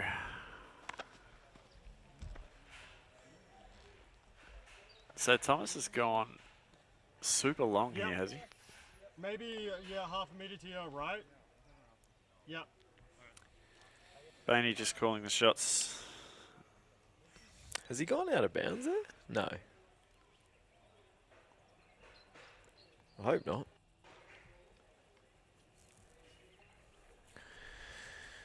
It'll be interesting to see if he goes full bore at this. He should be confident based on what we've seen so far. His putting's been incredible. So this is one of the iconic holes in Molong, and if you look hard enough, oh, Don't. Sit. Sit. Oh, it's unloaded. Down the loader. Yeah, this an illustration of this hole actually is visible on the logo. Just here amongst all the canola, you'll see a cattle loader hole. You're not wrong. So, yeah, iconic. One of Molong's iconic holes. And Frosty's the only one with a chance to birdie. Daniel. Yes, Daniel. There it is. He got that pop. He got it up. Yeah. And deserved it after that roller, I feel. No, he did. He really did. That was a phenomenal shot. And that'll get him under par for the day. Now, I'm not sure if this is his bogey or his par putt.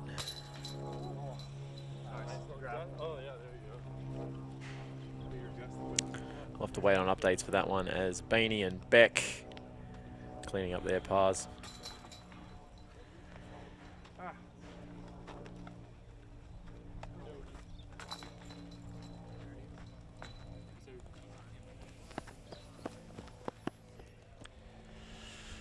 So, Thomas Gilbert's out now equal in the lead with Jade Brady at 4 down.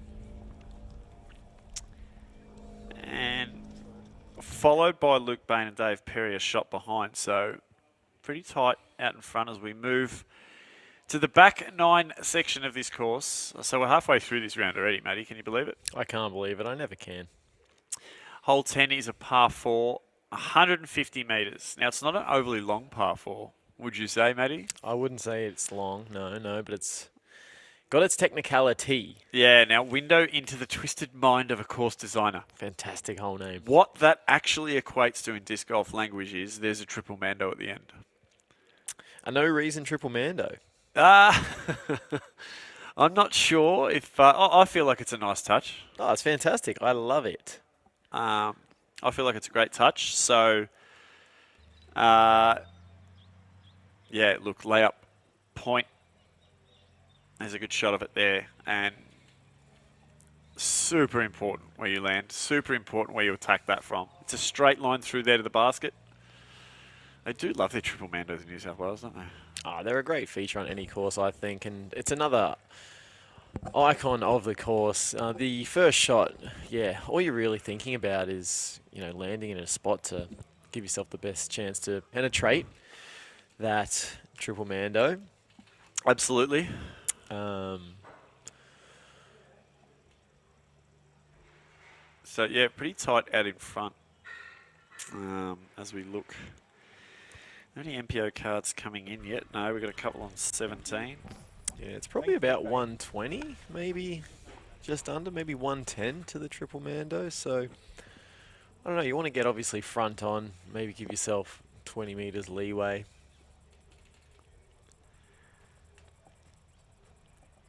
As Dan will have first crack here.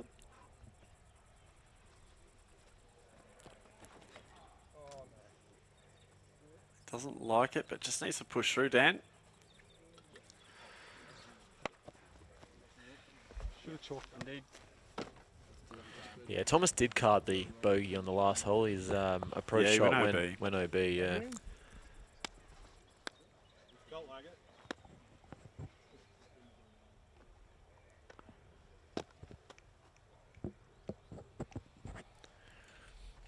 See Bainey here opting for his ever reliable forehand. You never sponsored player. That'd be some sort of Halo Destroyer, would it? Yeah, maybe a boss, maybe his Thunderbird.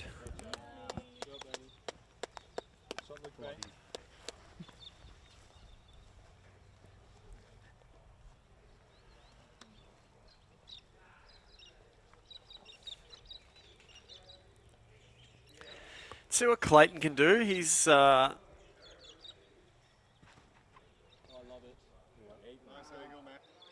Someone loves it out of the hand. yes, someone called it straight away. I mean, anytime you land near a tee pad, I think that's a good sign. Yep. On a As long big as it's par not the one you four. just threw off. Shout out to Adam Rigby, who got a behind the tee pad OB in one of the events here last year. He actually told me the story pre-round. We had a good laugh about it.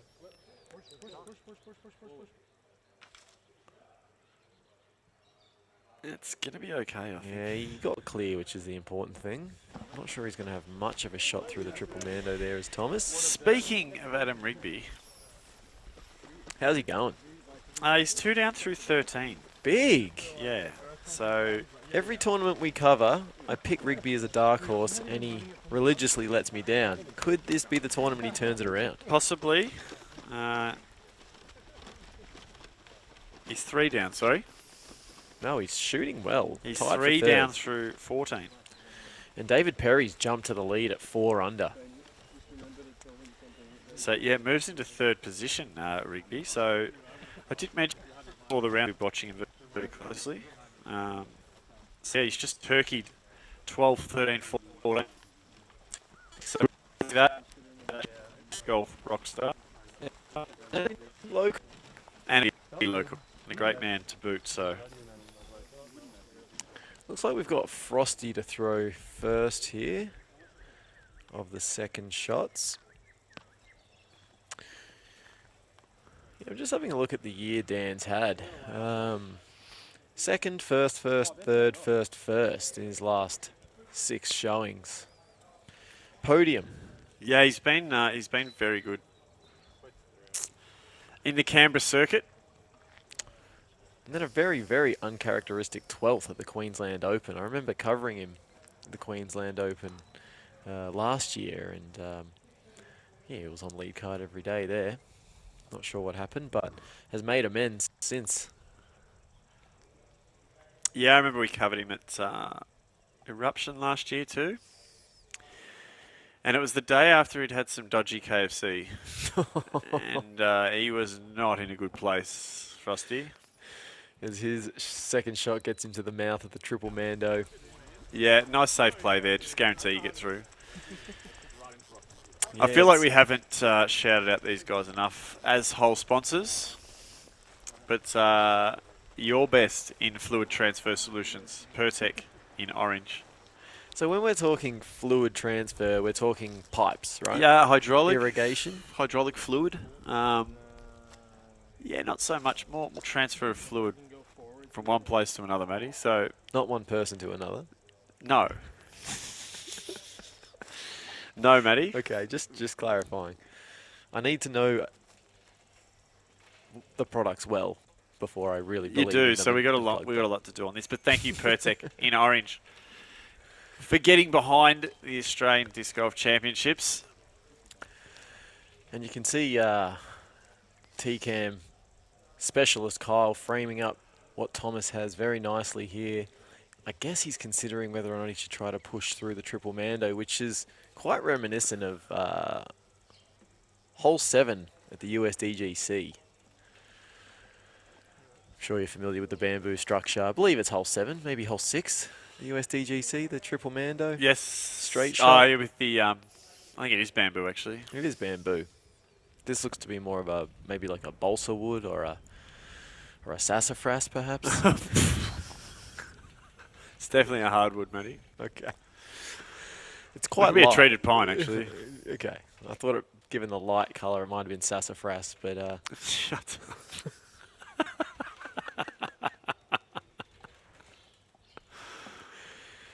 Oh dear. as Thomas has used up most of his 30 seconds. Oh, straight into the sassafras. He should be able to straddle and reach in there, but That sound of rejection against the wood. yeah, just a donk. So went for it though, and we like that. Yeah. We like to see guys go for it, and I feel like Clayton's going to do the same. Clayton's an ambitious young He's player. a man that goes for it. If he sees something, he gets it. Especially when he lies about being a pilot to people. Yeah, he should stop that. There we go. That's Lovely. flipping great. He's actually gone long Oh, in the he's bucket. giving himself a through the tree putt again. Oh, no justice. He loves these. He's creating a theme for himself. It's a motif of his game. Yes. Would you I say can that? only putt through trees, so that's where I'm going to put it. Would you say it's a motif of his game? It is fast becoming anyway. What about Luke? Do you reckon he'll go straight through? He'll flex one through. He's very comfortable with that little alti sort of flex forehand.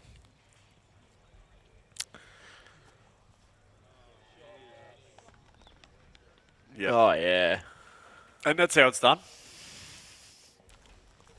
Incredible. The event organisers here just handing us Oh. a 4x gold. Sharon Coster is my new favourite person on this earth. She just brings us a 4x gold. Assistant TD Doing extraordinaire. a wonderful job. Absolutely wonderful job.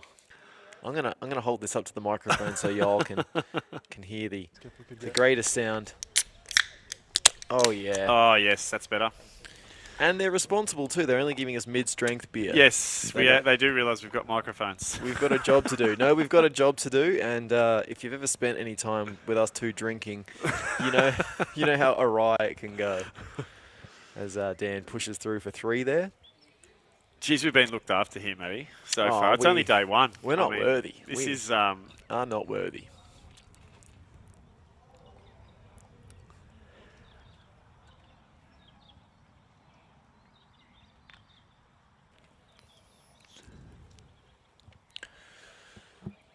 There's Gilbert here throwing 3.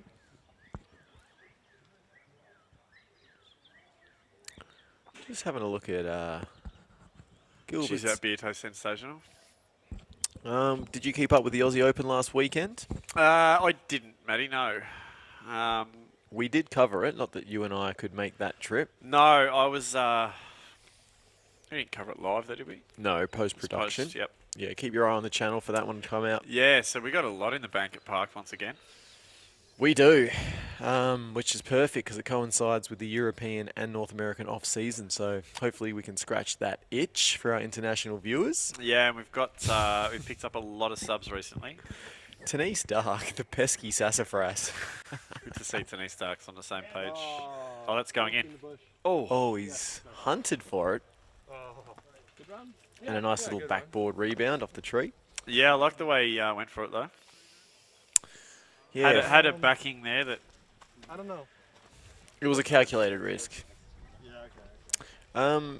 4th place in the Aussie Open last year, presented by Rad Baskets for Thomas. Yep. Blake Houston didn't win, but made it to a playoff with a very highly rated international player, and that name is eluding me right now, so apologies to the winner of the Aussie Open. Pekka, someone? Yes. I can't remember the full name, and I don't want to do a disservice by... Clayton checks the integrity of those khaki shorts. bit of stretch in the crotch area. Oh, he's done Great it again. putt. He's Great done it putt. again from behind the bush. Yeah, he's starting to bring it together and will not putt out in the open. Just refusing. No. Through the trees only. He must be a horse guy. Yeah, I think it's... You see that when you look through the eyes of a twisted... What is it? Window into the soul of a twisted course designer? Yes.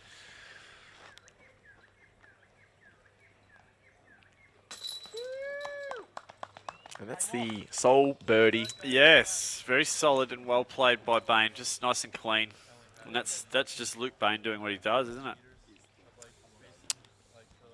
That's his brand. You're absolutely right. Don't go anywhere. We'll be back in just a sec.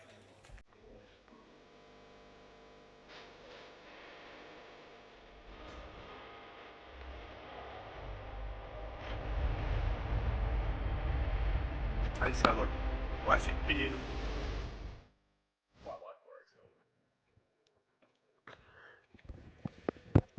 So I would say next hole we would play would be hole 11, Matty. And it is the most feared hole on the course, the Boulevard. Named simply because you've got a huge old line of trees to throw up. If you want to take that route, we might see players... Yeah, I think we established this morning that it's quite safe to go outside the Boulevard. But you do... Into the back streets. You do add a lot more distance to an already pretty long hole doing that. Bainey's going to go straight down.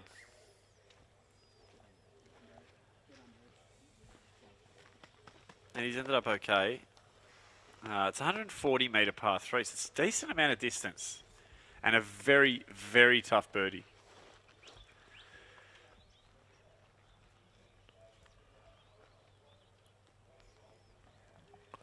We see Clayton back to even for the day.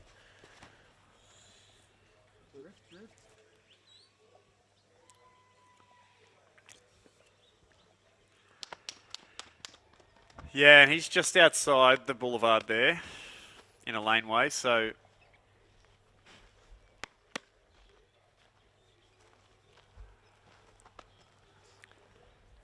Byron Heath just urging us to get on the full strength.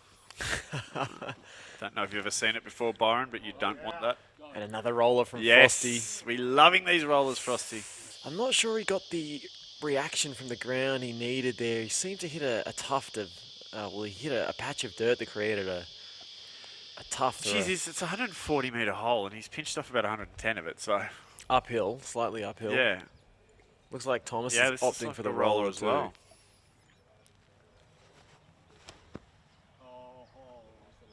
Oh, that's got some speed on it. Goes outside of the boulevard. Yeah, that one's hit the same patch, I reckon. Yeah, checked up a little early. It's just behind that shrub there. We can't quite see it, but there's something that keeps stopping those rollers. Some sort of anti-roller device, Matty. Otherwise known as the mound. I tell you what, if you're watching at home and you're keeping your eye on the live chat on YouTube, it's more impressive than our commentary by far. So after Tommy saved that group of nuns from the volcano, yeah. he also managed the volcano not to erupt and then sold it a disc golf starter pack. Great work. And done then there. probably sponsored that volcano. Because as Matty and I will be able to vouch for you, he'll literally sponsor anyone. Just email him. You don't even have to. It doesn't even have to be that professional. You can just slide into his Instagram inbox. Or just get your own live stream talk show and mention it a couple of times. Tell him you wear a shirt on camera. 55.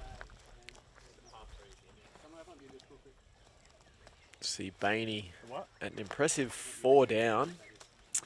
Yeah, leading the pack and leading the division. Yeah, him and the old sparring partner Dave Perry, alongside Jade Brady, all tied for first at 4 under, and this is shaping up to be an already enthralling tournament. Oh, it's a little high from Luke, and he's not happy. Yeah, that was dog water. By his standards. By his standards. Doggerel.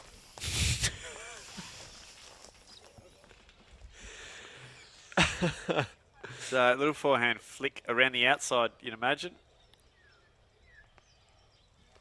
He seems to have adopted one of his He's discs. flexing it down the middle. Nice try, Jace. Yeah, it's the difference between Thomas Gilbert and I. One of the many, many differences.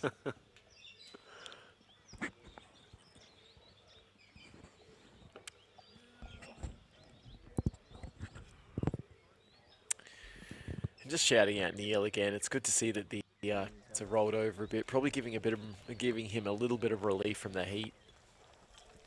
Yeah, it's tough out there. Neil Vogel. As Park Media cameramen, part-time ourselves, Matty, we are well aware of what it takes to get out there and film around and stay focused. Oh yeah, that's fine. That's cool. There's a dainty little flick from I'm just going to Mr. Beck there. I'm just going to have a quick look at the hole 11 stats for today. Do it. Do it. Not one birdie. No, I wouldn't have thought so. Lots of pars. Few bogeys. A couple of doubles. Not one See, birdie. Dan's got quite close here. So, yeah, like I said, he's pinched off 110 to 115 metres of that. And we could be this first birdie coming now. Little throw in, you reckon? No, he's going to park it.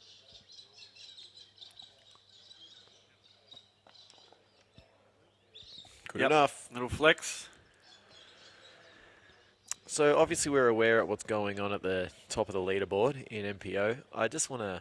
You want to have a quick squiz down the bottom? A quick squiz down the bottom, and I wouldn't bring this up Oh, dear.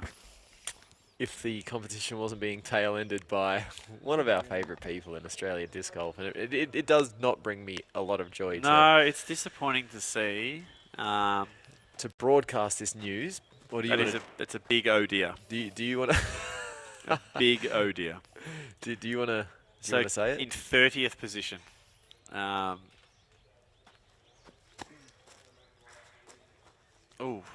yeah, in 30th position. Through 13 holes? Through 13 holes with a score of 10 over is Disc Golf Warehouse's Ryan Deere. I feel like you've done Disc Golf Warehouse dirty, by. Well, you've got to have. He's got to be your player all the time, doesn't he? You can't just jump off him when he's 10 down, 10 over through 13. No, in sickness and in health. In sickness and in health, exactly As right. a sponsorship. So, yeah, not the round he's looking for. I'm going to go out on a limb without the scoop and say that. I spent a bit of time at the practice baskets with Ryan, and he hadn't played much since Mount Gambier, so maybe that's a factor. Easy for Bain. Putts like that. Yeah, it's looking to be what I like to call a bore frame. all pars. Which is good because I don't have to jimmy around with the scores. I wonder if... Oh, actually, we found out that Clayton's not a pilot, haven't we? He just tells people he is. Yes, I was going to say if he gets his pilot uniform embroidered anywhere. Where should he go? DVM Workwear Embroidery. Proud sponsors of this hole.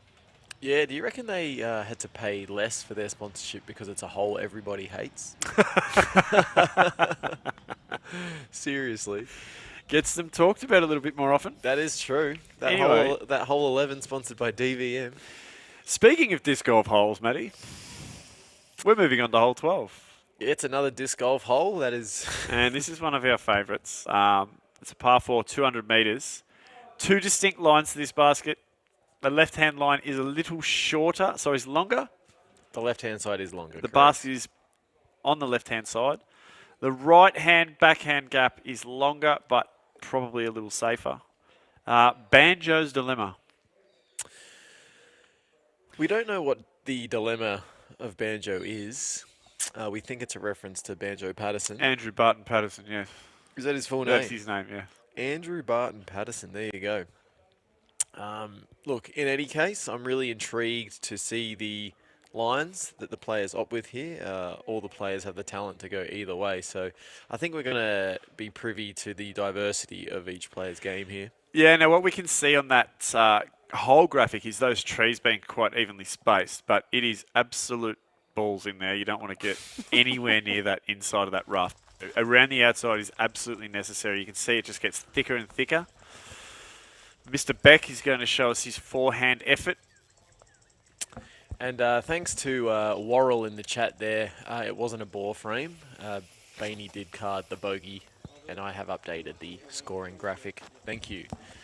Shout out to Tim Wright. He's trying to birth a new nickname for me, Matty Sassafaz. That's at least one of the nicknames we use for you. Can say on air. Well, I am quite pasty, like the sassafras wood. It is a lighter wood. Mike Swifty believes Liam Brunelli in MA1 is an actual pilot, not a pretend one like Clayton Beck. I do like that the pretend pilot propaganda is proliferating. So Dan, the Danimals turned that one over a little bit. But he has gone that backhand line, which is plenty of space out there. And once you're away from that rubbish in the middle. Yeah, he'll have a big sort of sky hyzer in for the backhand. There's no OB limits on this hole. No, one of the few. Looks like Thomas is going roller, but a cutting roller. He doesn't want this one to turn pretty good. over. It's going to stand up. Is this an eagle Oh, it's play? standing up. That is big. No way. That is big. That is huge. Oh my goodness, Oh my he's played it for goodness. eagle. He's inside the circle. Is that your circle? It's a 200-metre hole. That was a monster as Bainey covers him in chalk. Did we just see a second 180-plus metre That roller? was big. I mean, he's gone straight at that.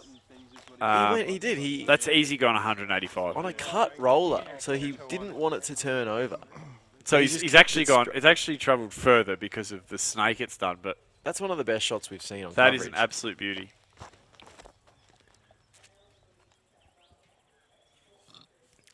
So absolutely no dilemma for Gilbert there. Unlike Banjo, zero dilemma.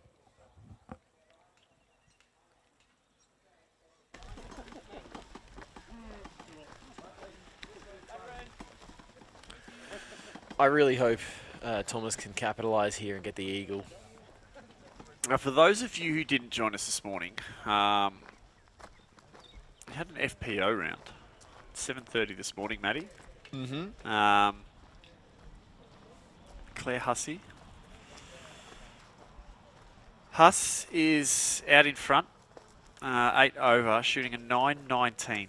Huge. Absolutely massive. Her putting was on point. She made very few mistakes. And we should note that the girls are playing the exact same layout as the men. They are. Hussey shot an 8 over, and Ryan Deer's already got a 10 over after 13. That is a point you make there. Peyton Miller from the United States, 6 shot behind on 14 over, and Gina Hill 3 shots behind her. So Huss with a massive first round and really throwing it down to those girls on day one. If you want to see what the ladies in Australia are doing with a frisbee, 7:30 tomorrow morning. a.m. Australian Eastern Standard Time. It's a perfect little lunch break for the Americans. I know that. It's about lunchtime for them. Yeah, look, and tune in. See what's happening in Australian disc golf. Just dig. Dig down the circle. Yeah, that's fine. In the FPO division, because we had a great time. Ah, really good time. And Clayton Beck, a little short on the forehand upshot there.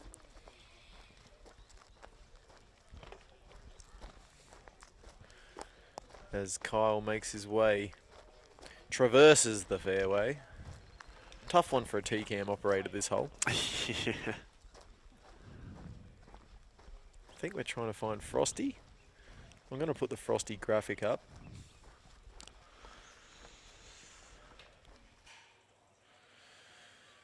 The man dressed in all black will be welcoming the clouds.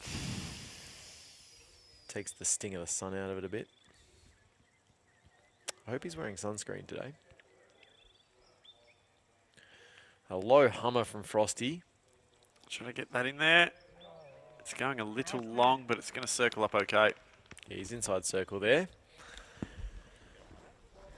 See if he can correct on some of the putting woes from previous holes.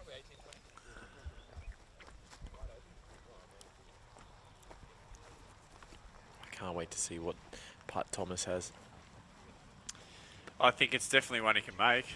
I know that much from watching him putt today. Most certainly.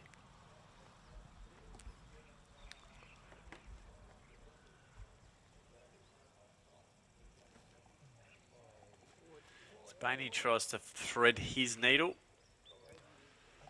Yeah, a little too much ground. Not enough air. Does just trickle into the circle, I believe.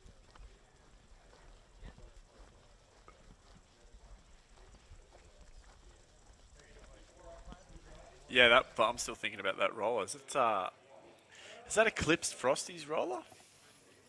I think it's gone a From little hole further. 9? I mean, we're only estimating here, but I do think it's gone a little further. And I mean, it's just like to throw a roller straight. It's immense.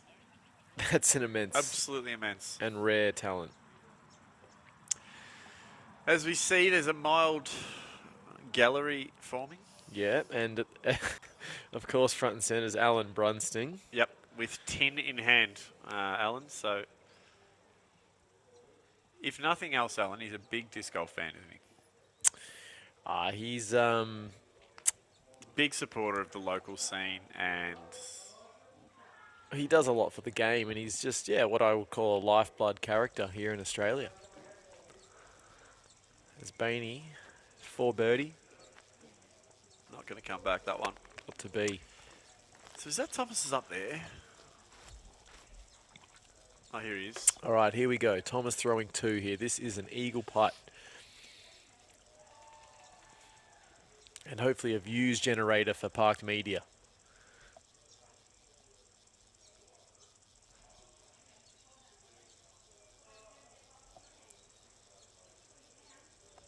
Oh, into the branch. So focused. Oh, didn't like it. Maybe one of those branches that you just never account for, you know? Yeah, I think so. I think so. Broden Sherritt has entered the chat after coming and visiting us here in the booth. Liam wants to know who Mike Swifty. Do you get that? No, but I have noticed that Clayton Beck is again putting with a tree between him and the basket because that's how he feels comfortable. Maybe his shirt is an indication of that. Oh, just a little weak side there. There's that, yeah, that low left side, the RPM baskets do not enjoy catching.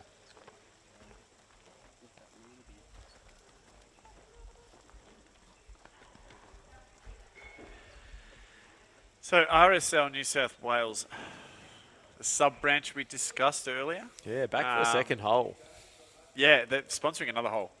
So we cannot sing their praises enough. Lovely. Oh, there's a putt from down there.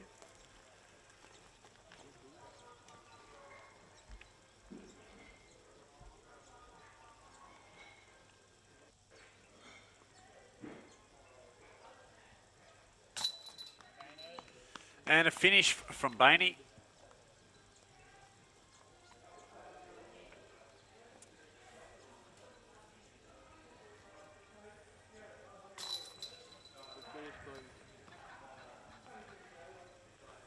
And a birdie putt to finish for Thomas there. So that's got to have made a difference to the leaderboard, Matty. I think it'll take him to equal first, by my count. Let's have a look. Yes, probably once they put the scores in. Yeah, hole 13. It's a par 3, 110 metres, very gettable for all of these boys. It is called the Dubbo Cross, and it's a tight and tricky line to the well-guarded basket beyond a series of thick, disc-eating bushes. Not quite sure which kind of bushes. Disc eating, Matty. Disc-eating They eat bushes. discs. Yeah, but the genus or the... No, that's incorrect. Never mind. And over the top with slight turn is an option if you have the power or two well-placed low shots to the Dubbo height basket. Now this was one I forgot to check out before about what Dubbo height basket means. Have we managed to find that out, or can someone in the chat let us know what Dubbo height basket means? Is anybody... Is this a New South Wales in-joke? I think so. I really think so.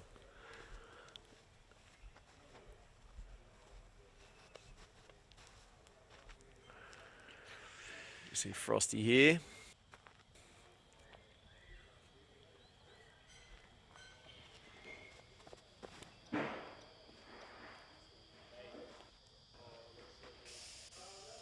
Asking it to go left. And it did. I'm just not sure if it did it in time.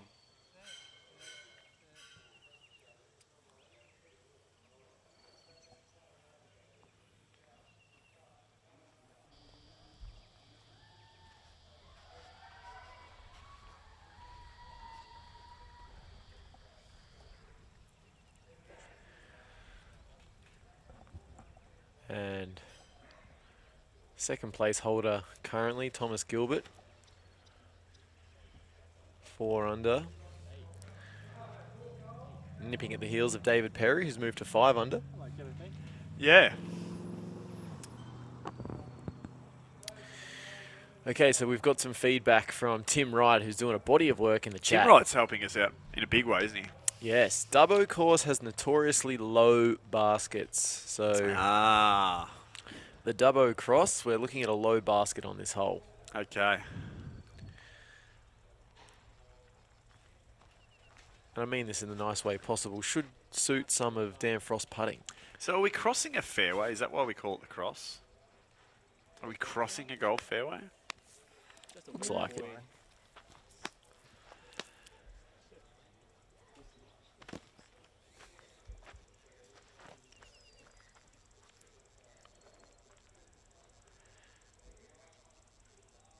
Dubbo height basket.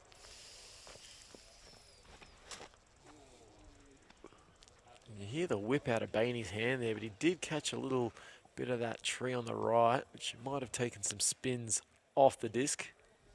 Yeah, it definitely cost it a little distance and a little flight as well. Makes the birdie tough.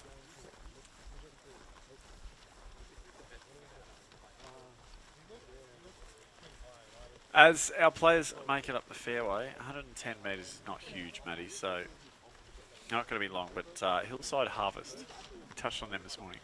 Yes, Hillside Harvest, alliteration, And makes us salivate. And we do love a good alliteration, We don't really we? do. We do. A fine selection of berries, stone fruit, pears, grapes. You can actually. This is cherry country. Don't This forget is the cherry cherries. country. We saw a lot. We saw a lot of cherries for sale on the way We through. might offend the locals if we don't mention the cherries. It is cherry country. If That's you've when ever you're not overcome by canola, the smell of canola. which I'm still unsure if I've smelt. So, To be honest with you, get out to Hillside Harvest in Orange, and you can, at certain times of the year, you call forward and you actually go out there and pick your own. I said on Pick your own stone fruits. I said on this morning's coverage it would be a fantastic way to treat your lady friend, It would. if you're a man, or your male friend, Or even a if you're date. woman. If you're meeting up for the first time, I would suggest maybe Orange is too far from Melbourne, but I wouldn't suggest fruit picking for a first date. It's a bit committed. okay. Yeah, you don't want to be, caught in 29-degree weather picking fruit with someone you don't particularly like. Shout out to all the girls that have been out with Matty first.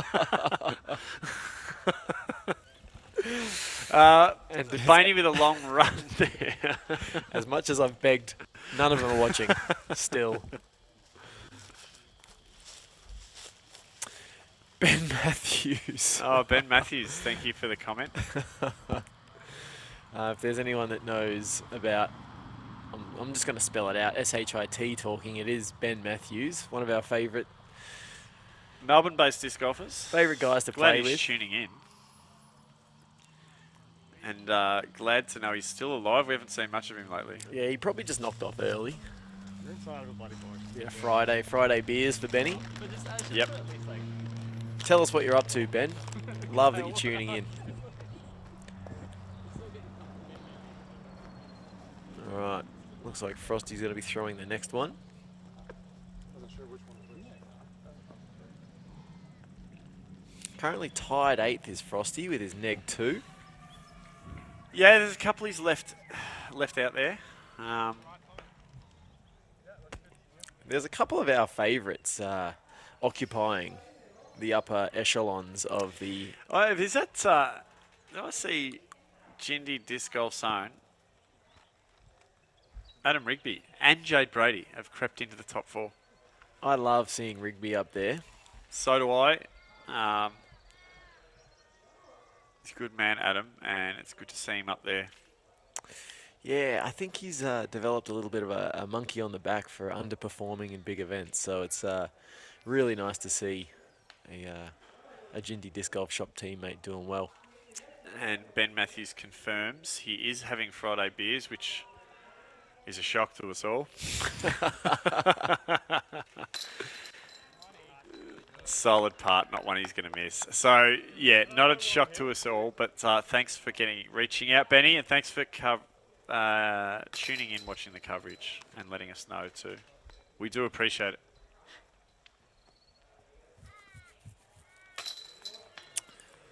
Yeah, I believe Thomas will be taking the only birdie on hole 13. Thanks again, Hillside Harvest, for sponsoring. Yeah, that one. Hillside Harvest. Keep doing what you're doing. Producing some fine fruit. A bit more alliteration there for you.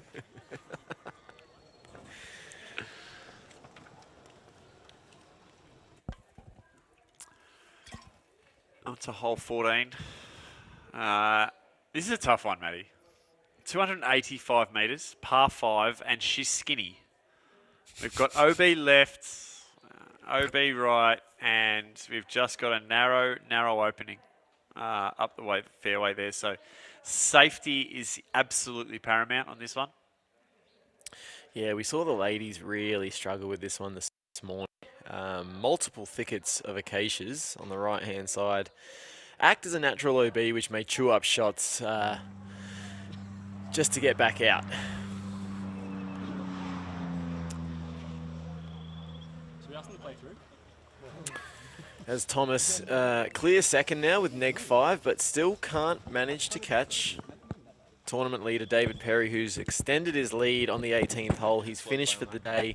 Coming with the hot round so far at 6 under is Peaches Perry. Well done, Dave. We all loved that. He's, of course, a good friend of ours, Matty, and a Victorian, Melbourne boy. So we love to see him up there. What I would love to see, though, I mean, this hole is a Titan version of what used to be called the egg run at this course. The egg run. The egg run, which I don't know its meaning or origin. Fill me in. I don't know, I said. But it's now called Jesse's Escape, and I don't know the original meaning to that either. So be keen to... Yeah, we might have to talk to the cities. We get a nice shot of the gallery there. People finishing their rounds. And Jade Brady, hats off, because your round has just come in as finished and you are already in the gallery drinking a can. So that guy moves rapidly. Yeah, well, he finished the day with 6 pars in a row, which by his standards, I don't think he'll be too impressed with. No, not overly. So we caught up to the card in front, but we never had the card behind us. A couple of backups at 10. We were a 4-stack. We had a couple of backups, but not It's actually a caddy's vest, is it? mostly just like a couple of holes. A caddy's apron? You don't see too many of them in Australian disc golf, do you? No. People on the same card at the same time. It was like holes 8, 9. 8 or 10, yep. This is I like the professionalism, though. 2023 World Championships. Must have gone overseas. There were no backups after this hole.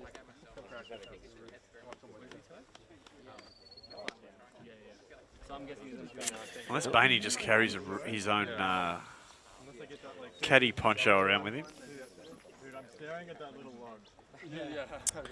Well, he does travel overseas to play more than the rest of us, so he might have collected that and dished it off to his caddy. You're right. All right, looks like we're clear of the backup now. Ready to go on Jesse's Escape. As we mentioned, it's very, very tight.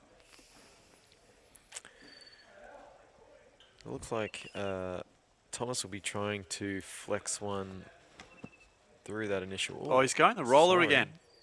A little more Anheuser angle out of that throw than I anticipated. And we don't know. Oh, there it is. Ooh, let's stay in. I feel like that's in. Yeah, the trees sort of protect you from the Yeah, right the side of the no-B B line's over behind there. the trees. Maybe he's played the course enough to understand that there is a little bit of protection on that right side. Then yesterday I threw the yellow one. I don't know, I've never considered a roll that massive on a hole like this. Yeah, not on something this tight, but One of two, baby. Putter or roller? Put the pink one away, you dog. Yeah. You can film, mate. Man, that would have been wild to see. and we might be treated to a roller from Frosty here.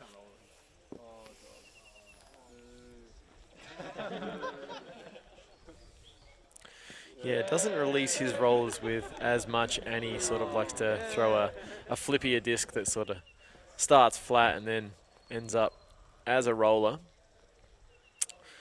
2 under is Frosty. Currently tied 8th. Gets that Get to away from that. ground. Yes. In a very similar area to where Thomas is Yeah, it's gone a finished. little further, I reckon. Peer pressure works, people. Offer me some drugs. Loves hamming it up for the crowd, does Frosty. Always a showman. So, yeah, Dave Perry, as you mentioned, is the one to chase out in front, 6 under. Yes, in the clubhouse with that. And Clayton seems to have yanked Means a little that's a fade. right. Oh, yeah, and it did. There's Plenty that, of encouragement from the gallery there. that commonly used W word again, used in reference to Clayton.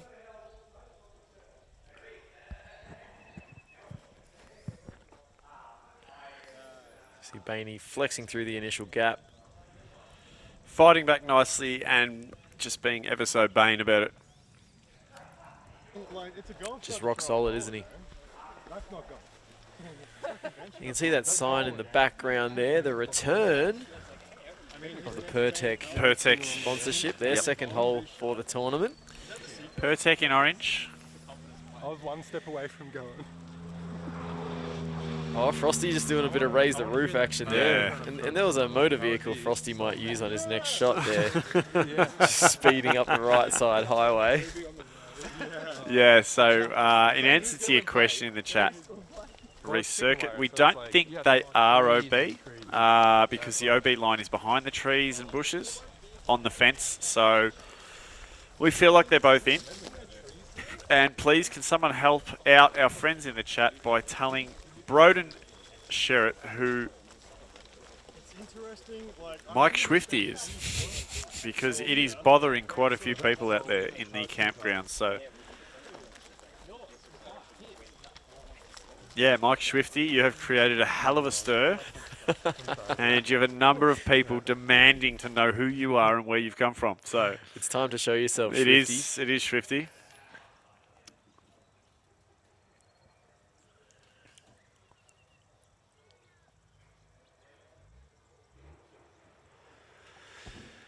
And yes, in answer to Ben Matthews' question, we are up here, Benny.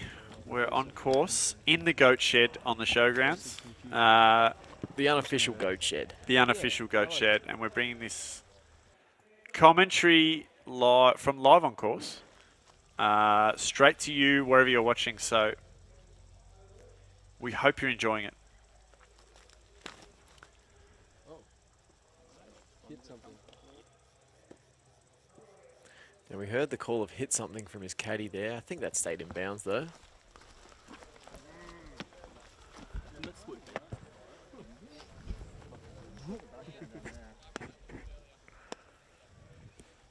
There's Bainey with his customary wind read stratagem.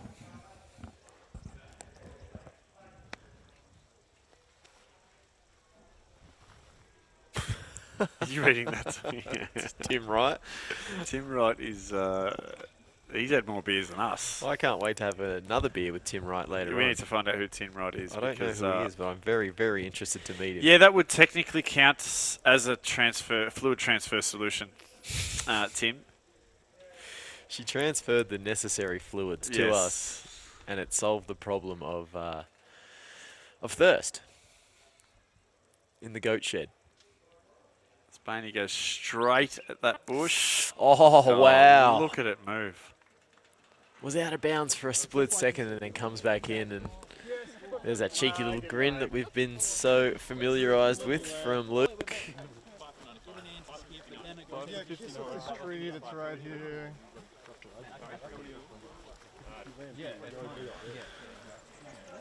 As we have a while to go because those rollers from Gilbert and Frost were massive. They were huge. We're just looking at the leaderboard again. Suddenly into tied third, coming second in the Aussie Open last week in a playoff. Young Blake Houston at 4 under.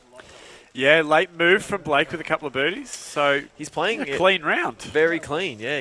I wouldn't say, well, he's not scoring as much as some of the others at the top of the table there, but just hasn't Not leaking any. Hasn't shot a bogey yet, or anything worse. How was yours? Red.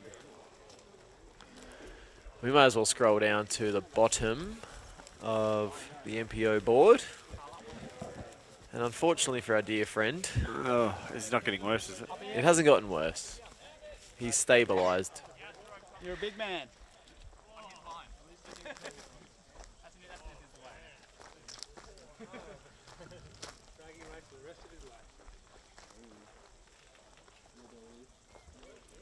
Great to see friend of the show sitting in tight fifth at the moment.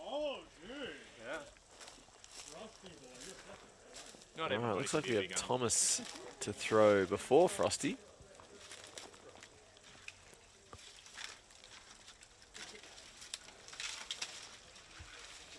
Fighting with some of the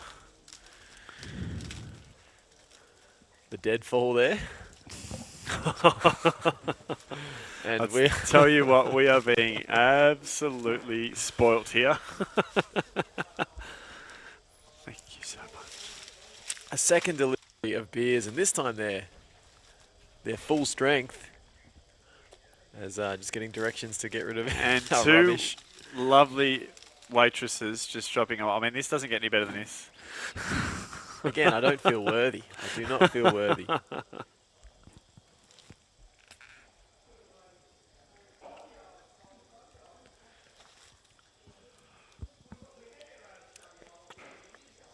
Fantastic people, the Costas. Oh, they've won me over already. This is only day one, Matty. Where do we go from here? Probably Do we just- escalate? No, it's probably a gradual descent. Let's be honest. As we see after More of a decline. after some arbory work there, Thomas finally gets his throw out, and looks like Dan has a similar dilemma to deal with here. Yeah, he looks deep in that jungle. And I'm telling you now, he's definitely doing something different with his hair. What makes you say that? Oh, I can just... I feel like it's a lot shorter than usual. Well, I did notice, like I said, there's a... Okay, we got to get a shot here. There's the coloration in his pigment. The pigment under the hat is a little lighter than the pigment at the back of the neck, which maybe he's taken it all off. He could have.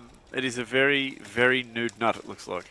Maybe he's added himself to the class of generic bald Australian disc golfer. Yes. And there's a growing number of GBDG.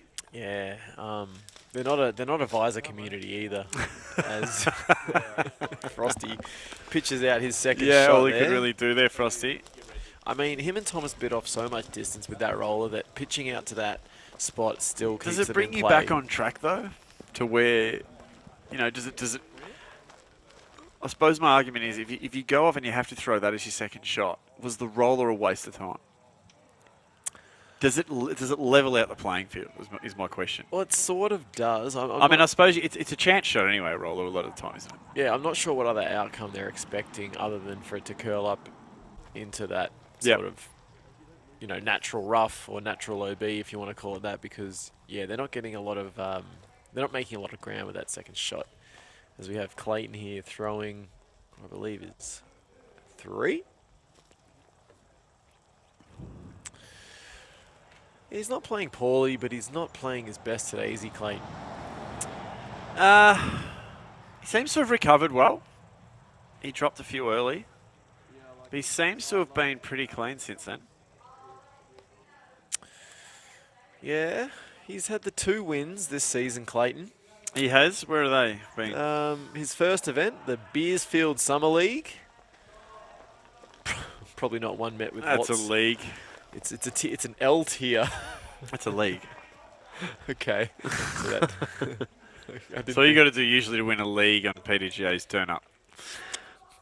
Let me give you an idea. I've won them before. Okay. Yeah. Yep. You've delineated your point.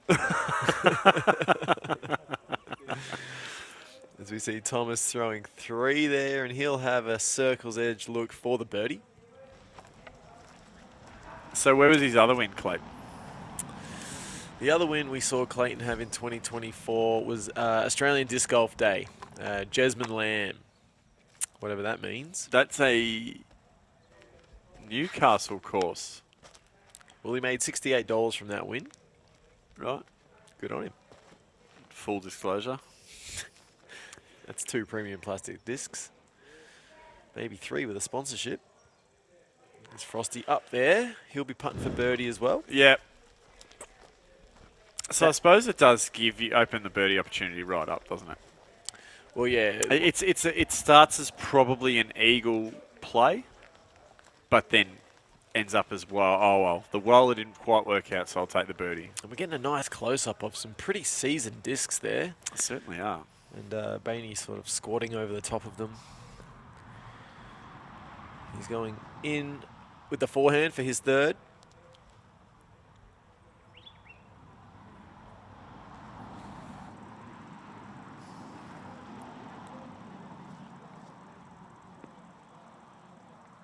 And that sits down nicely. Yeah, it looks like we've got a bit of a circle's edge putt off so far. All the boys sort of sitting on or at the circle. Have you seen it? And yes, haven't we been taken care of? They've given us a couple of low-carb Carlton dries. I'm not sure that we are deserving of this sort of treatment. Definitely not. Definitely not. But there we are. It is nice to be appreciated. And they're warming up very quick, aren't they? You can see the condensation. It's just service with a smile too. That's much appreciated.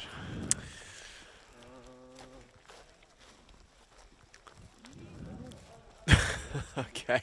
We haven't checked in with the chat for a while. There's some there's some action. Ben Matthews is shouting out Brett Zeeble for his second place in MA2 at Mount Gambier. Good friend of ours, old Bretty. And So interesting point there made by Ben Matthews. Like the Sassafras boys, I've got a good nickname for you. Maddie and I have made the soiree into commentary a year ago when we started doing this live stream for Nationals last year. Oh, big putt from Dan. Here he comes.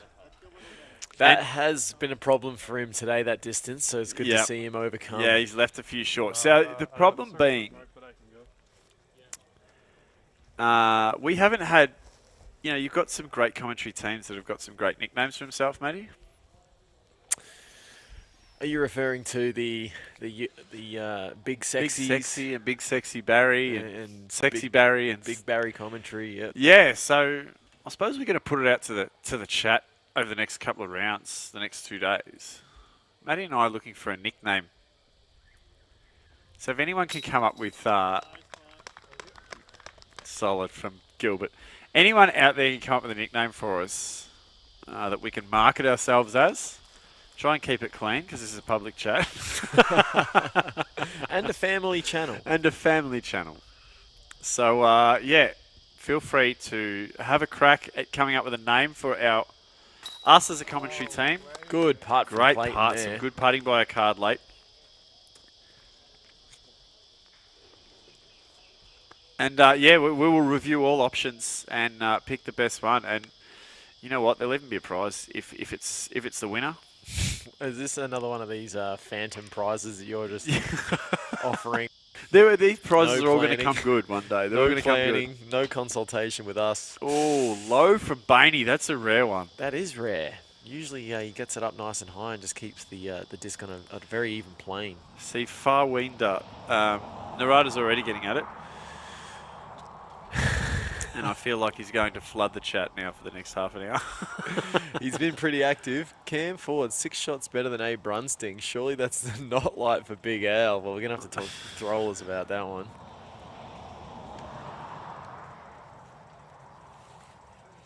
Welcome, player. Commencing disc selection. Choose your driver. The Kotari. Choose your approach. 15. The Kia. Choose your putter. The Tui. Selection complete.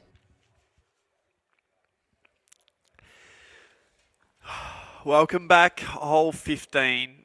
We've got 4 holes to go in this first feature card round of the MPO. Division for the Australian Disc Golf Championships in Molong. Hole 15 is 109 metres, par 3.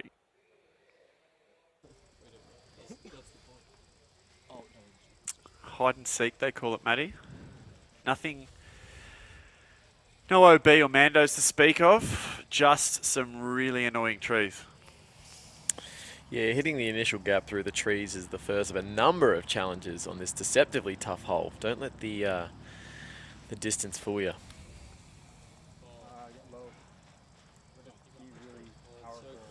Oh, a bit of late turn, but not enough there for Gilbert.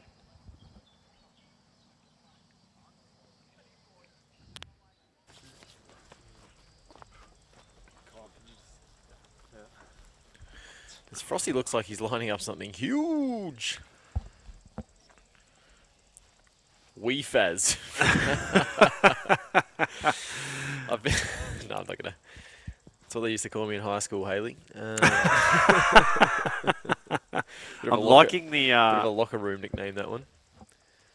Okay, so he's another going- roller from Dan Frost. he's We've going been treated. He's going the left side, outside. Oh, and catches some sort of Yeah, it's obstruction tee there. pad or something, is it? What was that? Might be one of the golf tees. He's an excitement machine, is Frosty, with all these rollers. Fluid transfer solutionists. I like that. They've jumped on board with the fluid transfer talk, haven't they? Oh. They keep throwing the insults at Clayton. No, he's just... Clayton just has an obsession with throwing through trees. I think we found out. Can confirm.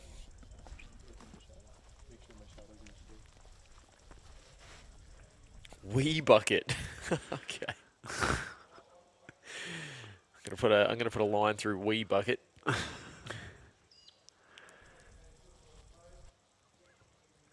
Marlon Gonsalves, mash or fash? I have to get that one explained to me. Yeah, well, Who's mash and who's fash? Neither of us can mash a disc. Mash or fash? And what's fash? Fashionable? That'd be me you'd be talking about. Certainly not me. Fascist?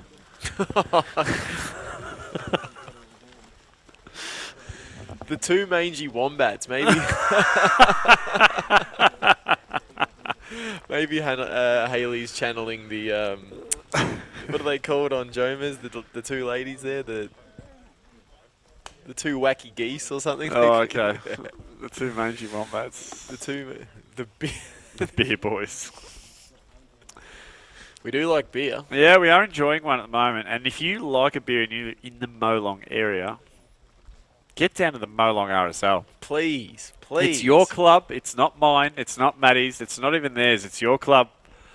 Not to be confused with the sub-branch division that we were talking about before. This is the Molong Ari, the Rissole, the Arsel, whatever you want to call it. Separate entities. entities. Yeah, get down there if you enjoy beer. And give back to our Return Servicemen's League. Yes, help fuel the economy that fuels this event. So they've jumped on board and supported your disc golf tournament. J-Dub and the Fat. So, and what we're dealing with here with Narada, he's a freestyle rapper. So I did listen to his album. He is a man who's got the vocabulary to do this. I don't know who JG is, but that's Two pretty infected drophead. That's pretty good. What makes you think we're infected, JG? What makes you yeah, well, that's a good point. Two mangy wombats is pretty funny.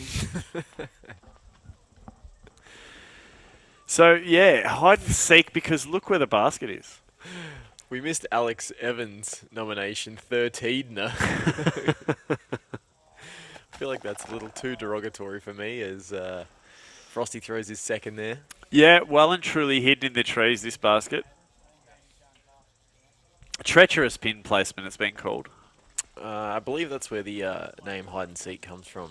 Yep. The hidden nature of the basket. As we're getting a good tour of it right here. Bainey Bainey takes the underneath option. doesn't even give time for the graphic to update there. Now, does Thomas have a dirty look here?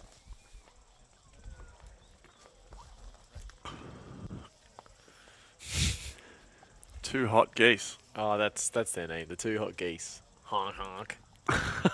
That's the noise they make. Do you want to do a little throwlers thing here and want to give me like some odds on Thomas making this putt? I'll give you $4.50 on this. $4.50? Yep. I'd want more. I'm sorry. I don't. No offense. That's why I'm a good bookie. No offense, Thomas. I'd probably want sevens. He's a this one. chance to make this.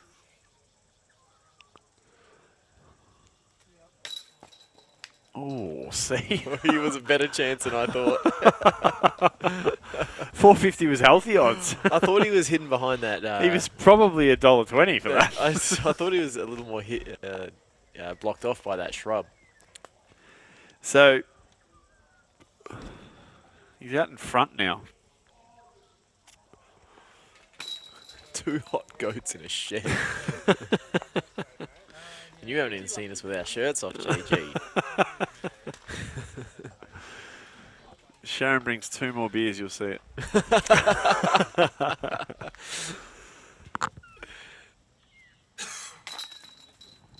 Frosty cleans up for his par there. Yep, solid by Frosty, and he hasn't done a lot wrong really, Frosty, has he? A little par frame. As he gets into a light canter away from the basket there. You don't see him go much past walking pace. Just shuffle. As that will conclude hole 15. Only 3 more to go, Jace. Yeah, we're definitely on the home stretch of this, and it's starting to tighten up top of that leaderboard. That's for sure. What about Reese here? Jazzy Faz. It's not too bad.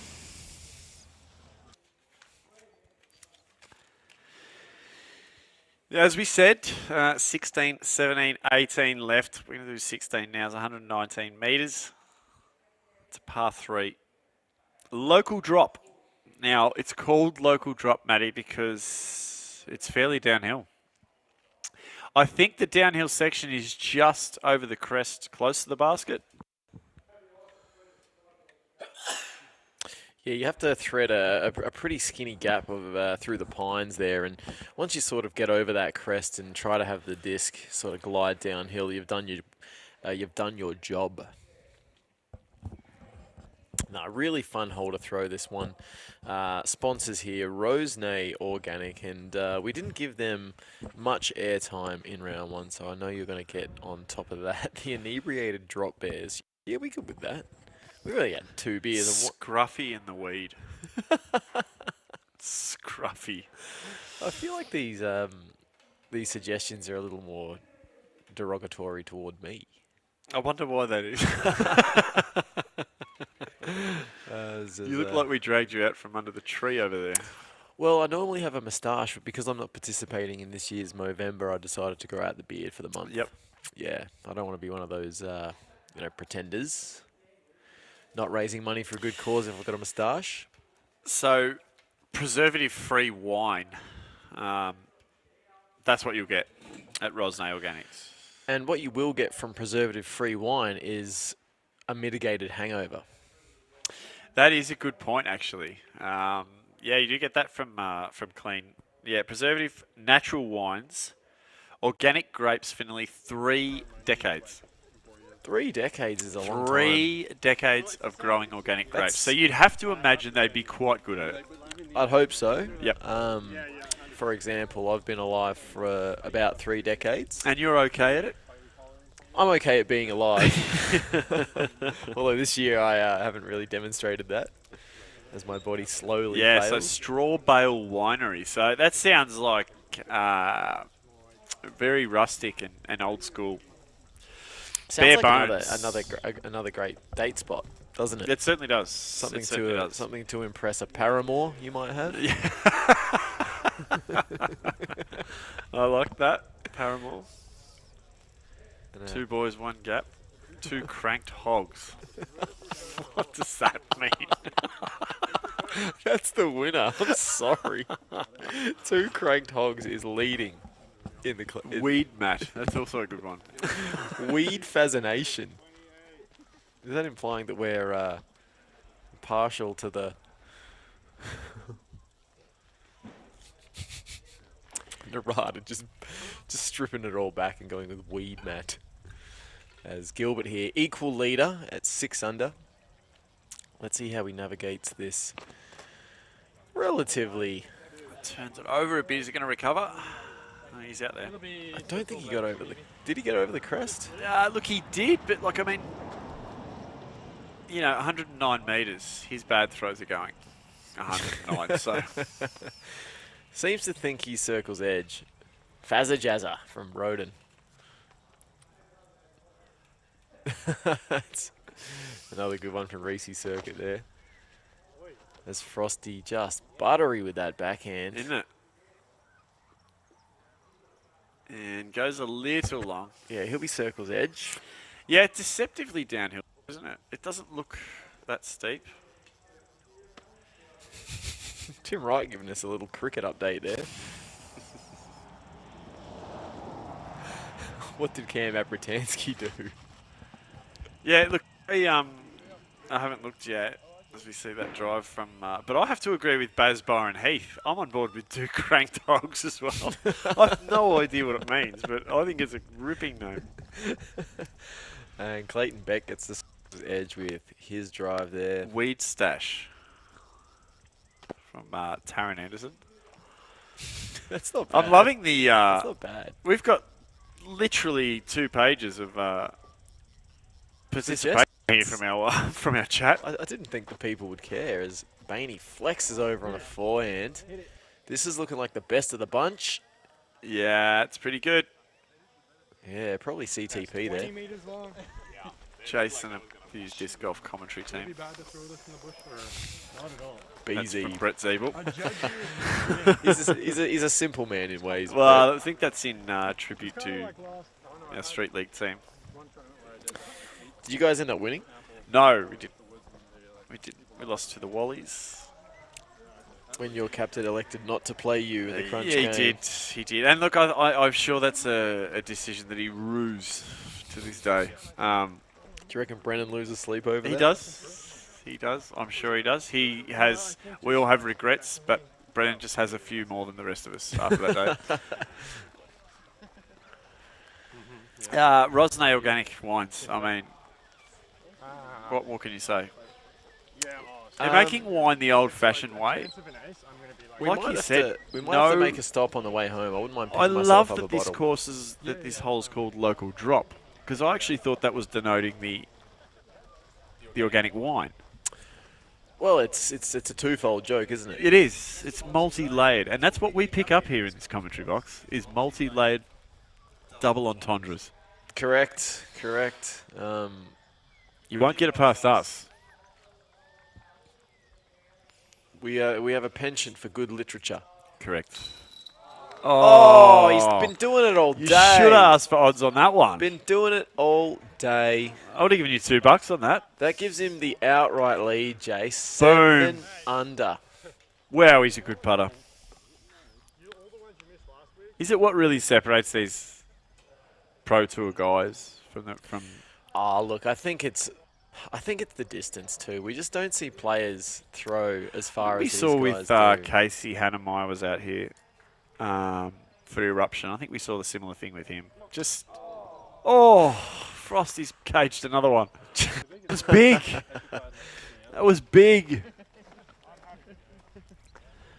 Yeah, that's what we saw. That's what I noticed anyway, was just the difference in the consistency in the putting. I think that's the difference. I mean, look, these guys, apart from maybe Bainey, no one does it daily. No one does it for a living. These guys are paid professionals. I expect there to be that discrepancy.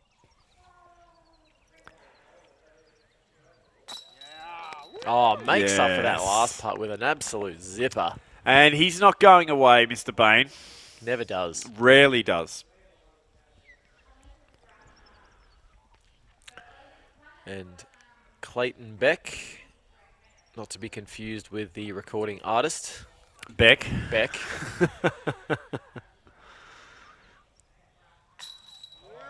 Oh, nice high right side catch Good putt. from the RPM basket there. That'll take Clayton to 2 under, Jace. Yeah, so like I said, he's turned it around, stabilised mid-round. And I feel he's been playing better this golf. Yeah, a couple of big putts there to embarrass Clayton as he'll take the, sorry, not to embarrass Clayton, the beer frame for Dan. Only par on the hole.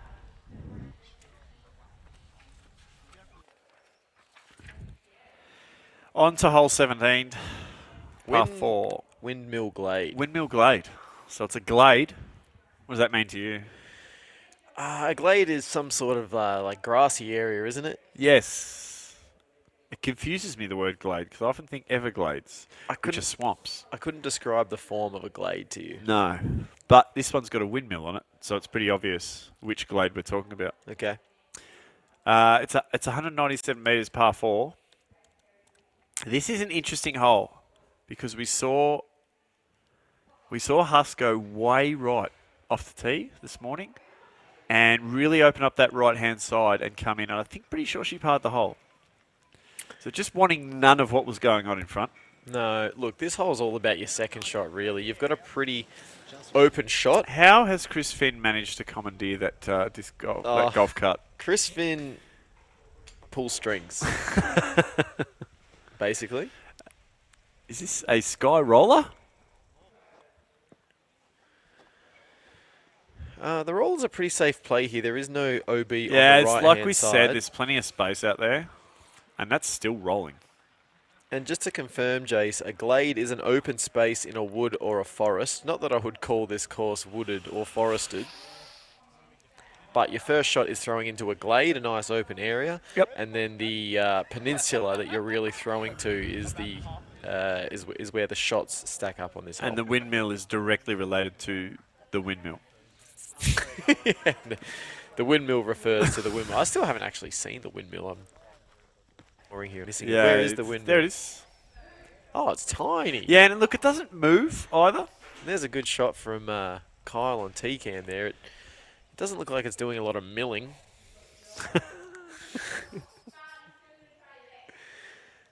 As Clayton, not the recording artist, Beck, pumps a backhand out there. And not a pilot too, as we found out.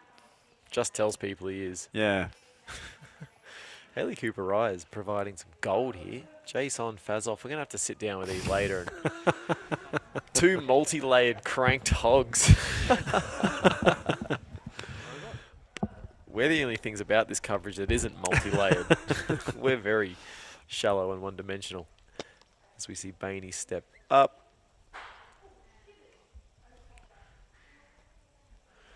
Bainey currently tied third with his 4 under.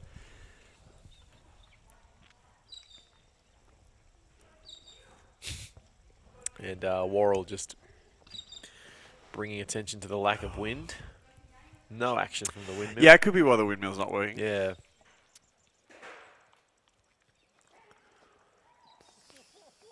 A high flex shot with the backhand there, and someone enjoyed that. Yes. Yeah, I went like flippy racer on Annie, but I tried to get the nose down a little bit. That's where you and Did you catch that, Jace? He tried to Yeah, Flippy Wraith. get the nose down on And it. tried to get the nose down a little bit. I'll try that on that hole and see how that goes. I'm not even thinking about nose angle when I throw a frisbee. No, I'm just keeping it off the ground, really. Oh, speaking of Sky Annies, Ooh. If you can get that catch cam operator, you'll be a better man than me. There it Mr. is. Vogel's done a very, very good job. Well done, today. Neil Vogel. Sensational. None of this would be happening without Neil's selflessness. And Park Meter owe him a few hard rateds. They certainly do.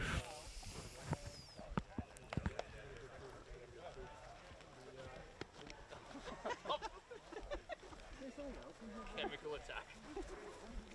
So RES, Power for Good, sponsor this hole. And I'm sensing there's a little bit of theming going on with the sponsors. Have a guess what RES do, Matty? I believe there's some sort of energy company. Wind turbines. Wind turbines on the windmill hole. There's been some thought put there into has these been some sponsorship this thought year. because you know the local drop, which I thought was about the drop off at the basket, is actually about the local wine. So Yes, a fine mate, job. we are uncovering more layers of work that these tremendous TDs have gone to in naming all these. So I'm floored. I'll be honest, I'm absolutely floored. I didn't think this much thought went into sponsorship, but evidently it does, and I think the tournament's better off for it. Absolutely, absolutely. And it's great that we can highlight that. Because I'll be honest, the first round it went straight over my head. Absolutely, but, you know, practice makes perfect. Repetition, repetition. And thank you, RES, for getting involved. The Be double a bad day for RES today because there's been bugger all wind. Yeah, probably not producing as much energy as they would like. as we have Clayton, not the recording artist, recording artist.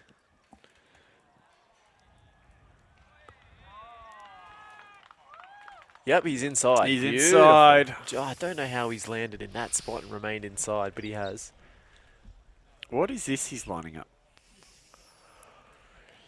Well, he's not messing with that left side OB. He'll be trying to hyzer in right to left and hoping for some friendly ground play, I bet.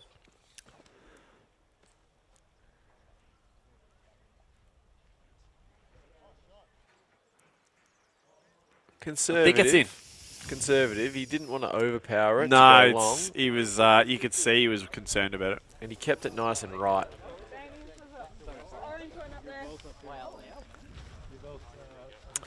So a lot of the MPO field finishing off their rounds today.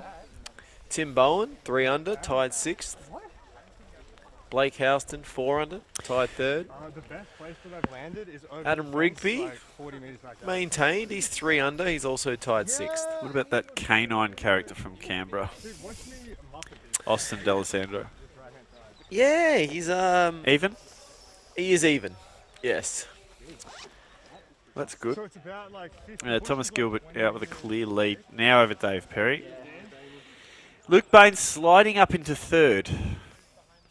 And Jade Brady, who has just had to sit there and watch everyone overtake him. I don't think he's too worried. But Dan Frost on the move. Dan Frost on the move. And Clayton like, Beck, to the left around. in my opinion, has cleaned up his round here today. He's in a done big very well. way. The longest the He got a little loose and off the chain early, but he stabilised and he waited to the right time to start clawing him back. So he's been one I've enjoyed watching today just because of that element of how he's built around. I mean, the way you just described his round. Oh, great shot. Second shot from Bainey there. That'll be an easy birdie. The way you just described Clayton's round pretty much is how it reads on the scorecard. I mean, he opened with 2 bogeys, stabilised with 2 birdies. Then we get to the 8th hole, another bogey. But then after that, he's shot clean and picked up another 3 birdies. So he's kept himself in the hunt. Yeah, it's been fairly obvious. So yeah, hats off. Was that Thomas's second? That is Thomas's second. Yeah, absolutely ridiculous. So He's making what is not an easy course look pretty damn easy. Where was the peer pressure? what's thoughts? And we'll get more. But 18 looks like a hole that for these guys, not for your lower divisions, but for these guys, these guys are going to want to try and land that small island. So I think in round 1, every player is going to attack it. Yep. And with no wind, I think you're mad not to. Yeah, I would agree. And even Thomas, who, you could argue might just want to play it safe and walk away with a good round and a clean finish, I still think, he's got so much talent that he could afford to run that risk and just further extend his lead. So, yeah, interesting to see what hole 18 does to these guys around, but we're still on 17. It's, Frosty just tosses one up there. Kind of landed like a soggy biscuit. Yeah, that was. I was thinking the same thing, Daniel. Gives us the thumbs down. It just lost interest in that about at the point of release, didn't he? Yeah, it wasn't the most inspired putters Clayton for his birdie and to put him into a competitive 3 under.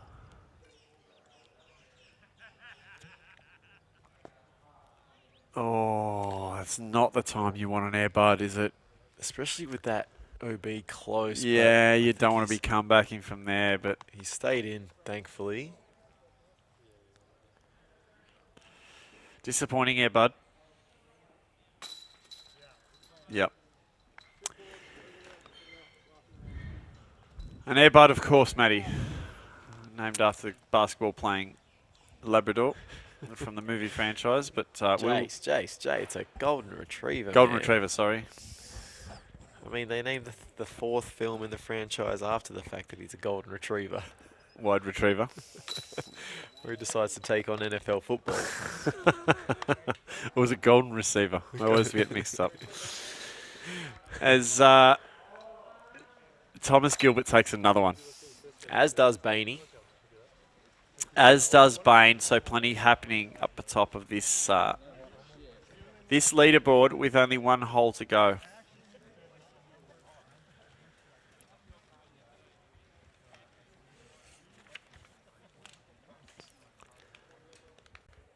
And hole 18, Matty, it is our most disappointing part of any round. We hate it when it comes to an end. I can't tell you how much I loathe coming to a hole 18. But we're doing it a par 3, 120 metres. It's called the Long Road Home. There's fierce OB on the road and on the right-hand side. There's a little triangle of land in between a fork in the road, which is where the basket's placed and your landing position. It's not a huge throw for these guys, and I would imagine that most of them will be having a crack at it. I mean, it's not sunken. huge... It's sunken, the triangle. Yeah, so there's no... the risk of your disc sort of making contact with the ground and then skipping OB is minimal, but it's still a small sliver of land. It is. There it is there. That's the size of land we're talking about. And it looks quite big from catch cam now. Yeah, but when you're hucking a disc from 120 metres away, it gets suddenly a whole lot smaller. Absolutely. And I would describe the shape of this green as like, maybe like a sixth slice of cheesecake, like a sixth. I wouldn't say it's a quarter. It's a little skinnier than that, but it's not quite as thin as an eighth. So if you were to cut a cheesecake into six, I get it. I get it. It doesn't need extra explanation. I get it. Like a baked cheesecake. Does it have to be a cheesecake? Or a baked cheesecake. It has to have to be baked too. Yeah, like so it can't be a raw one. Like a like a delicious crumbly base, Yep. I can imagine it with a pizza, but not a cheesecake. Really? You look at that green and you think pizza. It's pizza slice. I see a slice of cake. Maybe because it's a little depressed, the green. Possibly. And, Possibly. A slice of cake's got a little more depth than a slice of pizza. Apart from those deep dish pizzas you can get from Chicago. Should we talk about the disc golf? All right, well, Thomas Gilbert looks like he's lining up the pizza slice or the cheese. Yeah, cake so he's slice. got a 2-point lead on Dave Perry here. So if he plugs this, he'll take that lead. Into tomorrow. Nice and high. Is it too far left? Oh. Is that in? Yes, he actually got That's off actually the in. road. He got off the road. So it's like, maybe these guys are pushing it, but then think, well, if it's too, I'd rather be left side because then I'm a chance of skipping back in bounds. The mistake you want to make for the righty backhand is hyzering out Yep. left. Yeah. There's no OB far left, but there is right of the road. Spaney shows same thing. It's not great. Yeah, it didn't even make the road, did it? Nah, but you know what? He's got probably something of a jump putt from there. As the pretend pilot. Yeah. His last drive. Pseudo pirate and not the recording artist, Clayton Beck.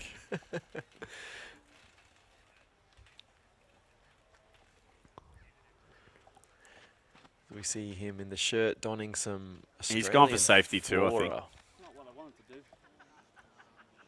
Sounds like he wanted to attack the green. Yep. He wanted that slice of cheesecake. Didn't get it.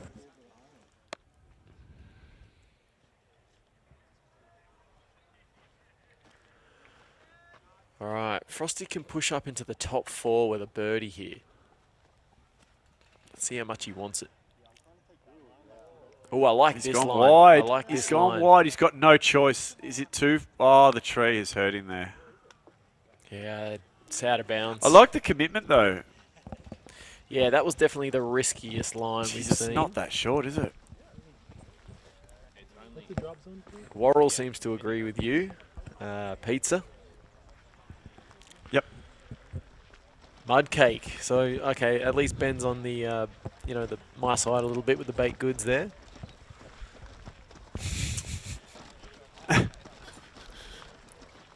So this hole is a reimagining of a former hole called Road Not Taken. We'll see a team from the top of the rise down the basket situated in a tight wedge-shaped island, or we say cake and I say pizza, but they say wedge. All road surfaces are OB. Proceed to the mark drop zone and the OB subsequent. Playing shots are standard OB rules. Well, it's not a wedge. It's not a wedge. It's not a wedge? Because I've never seen a wedge that hasn't been accompanied by a side of sour cream and sweet chili sauce, and Okay. I can't see any sour cream or sweet chili sauce. No, that's fair enough. I can understand that. Yeah.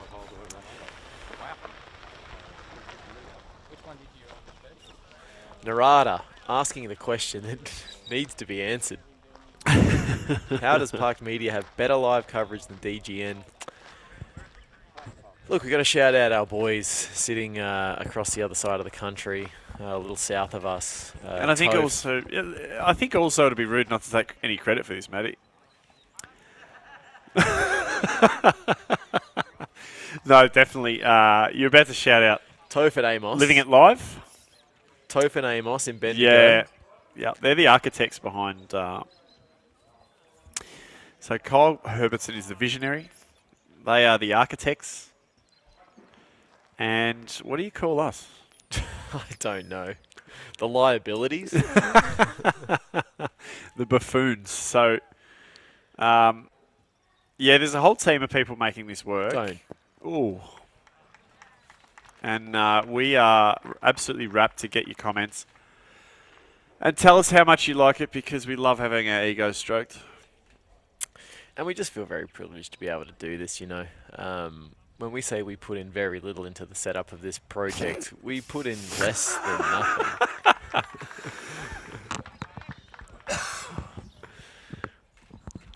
He's not lying, folks. As we're all laying up. Now, not to take too much damage on this last hole. Yeah, it looks like our lead card for tomorrow is in the books. We'll have to wait to see if it's Blake Houston or Jade Brady who are tied for fourth that get the nod, but you'll definitely be seeing Canadian export Thomas Gilbert again, leading by Absolutely. 2 strokes over David Perry, who's always a pleasure to watch. Dave Perry. We don't get to see enough of Dave. He's actually got a life outside of disc golf, which is disappointing.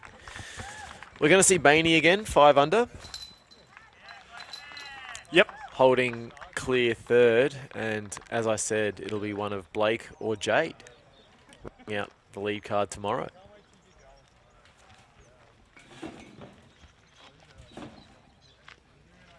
Yeah. So, and this is the part we hate, Matty.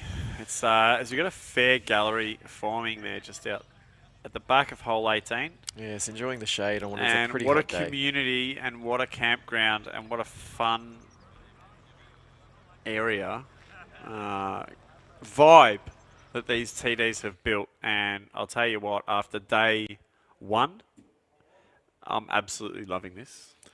There's nowhere else I'd rather be. Molong was never a bucket list destination for me, but after spending 24 hours here, I've been converted. Absolutely, absolutely. And so you'll definitely be back tomorrow morning then? With bells on. Yep. Join us, please. Thank you very much for joining in wherever you've joined us from around the world. It's pretty obvious we've got people tuning in from all over. Hope you've enjoyed this coverage. Hope you've enjoyed the first day. We'll be back here at 7:30 tomorrow morning for day 2, moving day of our FPO. And then in the afternoon, we'll be having our lead card MPO once again. So we've had a ball and cannot wait to sink our teeth in this. Tomorrow, I've been Jason Wiedner. I've been Matty Faz. And you've been watching Park Media's live stream of the ADGC for 2024 in Molong. Thank you very much for joining us, and we'll see you tomorrow. Catch you guys.